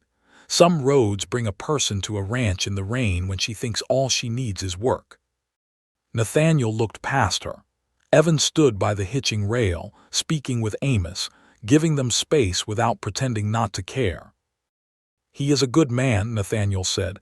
"Yes," Lila answered, "and you love him." This time she did not deny it. Fear rose, but it no longer ruled the whole room of her heart. "I am learning how," she said. Nathaniel nodded. "Then learn gladly." He held out his hand. She took it. There was no spark in the touch now, no unfinished promise, only farewell, only mercy. As he walked away, Lila reached into her pocket and felt for the cedar bird. She had thought to give it back, but her fingers closed around it instead. Nathaniel had told her to keep it for the girl who sang while she worked. That girl deserved a place in the life Lila was building, not as a ghost, but as proof she had once been brave enough to hope. Spring came softly after that, not all at once but in small signs. Green at the edge of the burned pasture, calves stumbling on unsure legs, Toby laughing too loudly when Amos pretended not to be fond of him, rain on the roof that no longer sounded lonely. The south fence was rebuilt with stronger posts, and half the town came to help without being asked. Even Deputy Warren rode out one Saturday and worked beside Evan until his hands blistered, as if each nail driven into fresh wood helped make right what he had once been too timid to face. Lila stayed. Not because Evan asked again. He did not. That was part of the answer. She stayed through the judge's second visit, through the first warm rains, through the day the creek rose high and silver beneath the cottonwoods. She stayed through ordinary mornings when biscuits burned on the bottom, and Evan ate them without complaint until she warned him that false praise was still a form of lying. She stayed through evenings on the porch when neither of them spoke much, and somehow those silences became fuller than any speech. And one Sunday afternoon, with the windows open and a sweet wind moving through the kitchen, Lila took the unfinished wedding linen from her trunk and began to sew. Evan came in quietly and stopped when he saw it spread across the table. "You want me to leave you be?" he asked. "No." He removed his hat. "You want help?" She looked at his large, work-rough hands and smiled. "Can you sew?" "No." "Then you may sit and be quiet." "I am skilled at one of those." "Only one." He sat across from her, eyes warm. She threaded the needle, and for the first time in 8 years the linen did not feel like a grave cloth for a dead dream. It felt like cloth, soft, useful, waiting for hands to decide what it would become. A few minutes passed. Then Lila began to hum. The sound surprised them both. It was small at first, barely more than breath, then steadier. An old tune from Santa Fe, one her mother used to sing while hanging wash. Evan did not say a word, and that was wise of him. He only looked down at the table, his face changed by a tenderness he could not fully hide. Lila kept sewing. If this story reminded you that love can return softly, not as a storm but as a hand waiting beside yours, subscribe for more romantic Wild West tales where hearts heal under wide frontier skies. 2 months later, Evan found her on the porch at sunset with the finished linen folded in her lap. The sky over Willow Creek burned gold and rose. Horses shifted in the corral below. A lantern moved gently in the wind. The land still bore scars from the fire, but green had begun to cover them. That was the mercy of spring. It did not erase what happened. It showed that life could grow through it. Lila heard Evan's boots on the boards but did not turn at once. "I finished it," she said. "I see that. It is not a wedding dress, not exactly." "No." She smiled. "Table linen. Curtains for the east room. A small cover for the cedar chest. I changed my mind halfway through." Evan leaned against the porch post. "You are allowed." "That is still new to me." "I will keep reminding you." She looked up at him then. "Would you like to know what else is new to me?" His eyes softened. "Yes." She stood, the folded linen held against her heart. "I am not staying because I have nowhere else to go." "I know." "I am not staying because I am afraid to leave." "I know that too." "And I am not staying because you saved me." Evan's voice was quiet. "You saved yourself, Lila." She stepped closer. This time there was no half step, no almost, no careful stopping place between them. "I am staying because when I picture tomorrow you are there," she said. "Not as a rescue, not as a debt, as a man pouring coffee in a kitchen that has finally learned my name, as a cowboy standing in rain beside a broken cart, as the only person who ever made me feel that wanting something did not make me weak." Evan's breath caught. Lila's eyes shone, but her voice stayed steady. "I love you, Evan Cross, slowly, stubbornly, and with more fear than I wish, but truly." For a moment he looked as if the whole wide West had gone silent. Then he took her hand, not quickly, not claiming. He touched her palm first, then folded his fingers around hers, giving her time even now. "I love you," he said, "on easy mornings and hard ones, in every room where your trunk sits open, in every ordinary day you are willing to share with me." She laughed softly through tears. "That sounds like a proposal." "It can be one if you want it to. And if I am not ready today, then it can be a promise to ask again when you are." Lila looked out across the ranch. The creek shone in the last light. Toby's laugh carried faintly from the barn. Amos shouted at him to stop courting trouble and stack feed sacks properly. The old dog slept near the porch steps, chasing something gentle in his dreams. This was not the life she had once planned. It was not smaller. It was alive. She turned back to Evan. "Ask me." His hand tightened slightly around hers. "Lila Hart," he said, voice rough with feeling, "will you build ordinary days with me until they become a life?" There were grander proposals in the world, she supposed. Words about stars, roses, forever, and heaven. But Lila had learned that love did not need to arrive dressed in grand speeches. Sometimes it came in bread set before a hungry woman, in a man walking beside his own horse through rain, in a porch lantern left burning, in a hand that waited. "Yes," she said, "I will." Evan closed his eyes for one brief second, as if thanking God before he dared move. Then he drew her close and she went willingly. The kiss they shared was gentle and deep, full of all the words they had taken time to earn. It held the rain from the first night, the smoke from the pasture, the bell in Mercy Bend, Nathaniel's goodbye, the open trunk, the finished linen, and every quiet Tuesday waiting ahead. When they parted, Lila rested her forehead against his chest and listened to his heart. It was steady. So was hers. They married in late summer, not in a hurry, not from fear, but when readiness came like dawn. The ceremony took place on the Willow Creek porch, with cottonwoods bright beyond the yard and wildflowers gathered in old milk jars. Nathaniel sent a carved cedar meadowlark from Denver, smoother and finer than the first, with a note that read simply, "For the song you found again." Lila placed it on the kitchen windowsill. Mrs. Whitcomb cried through the vows. Amos pretended dust had gotten in his eyes.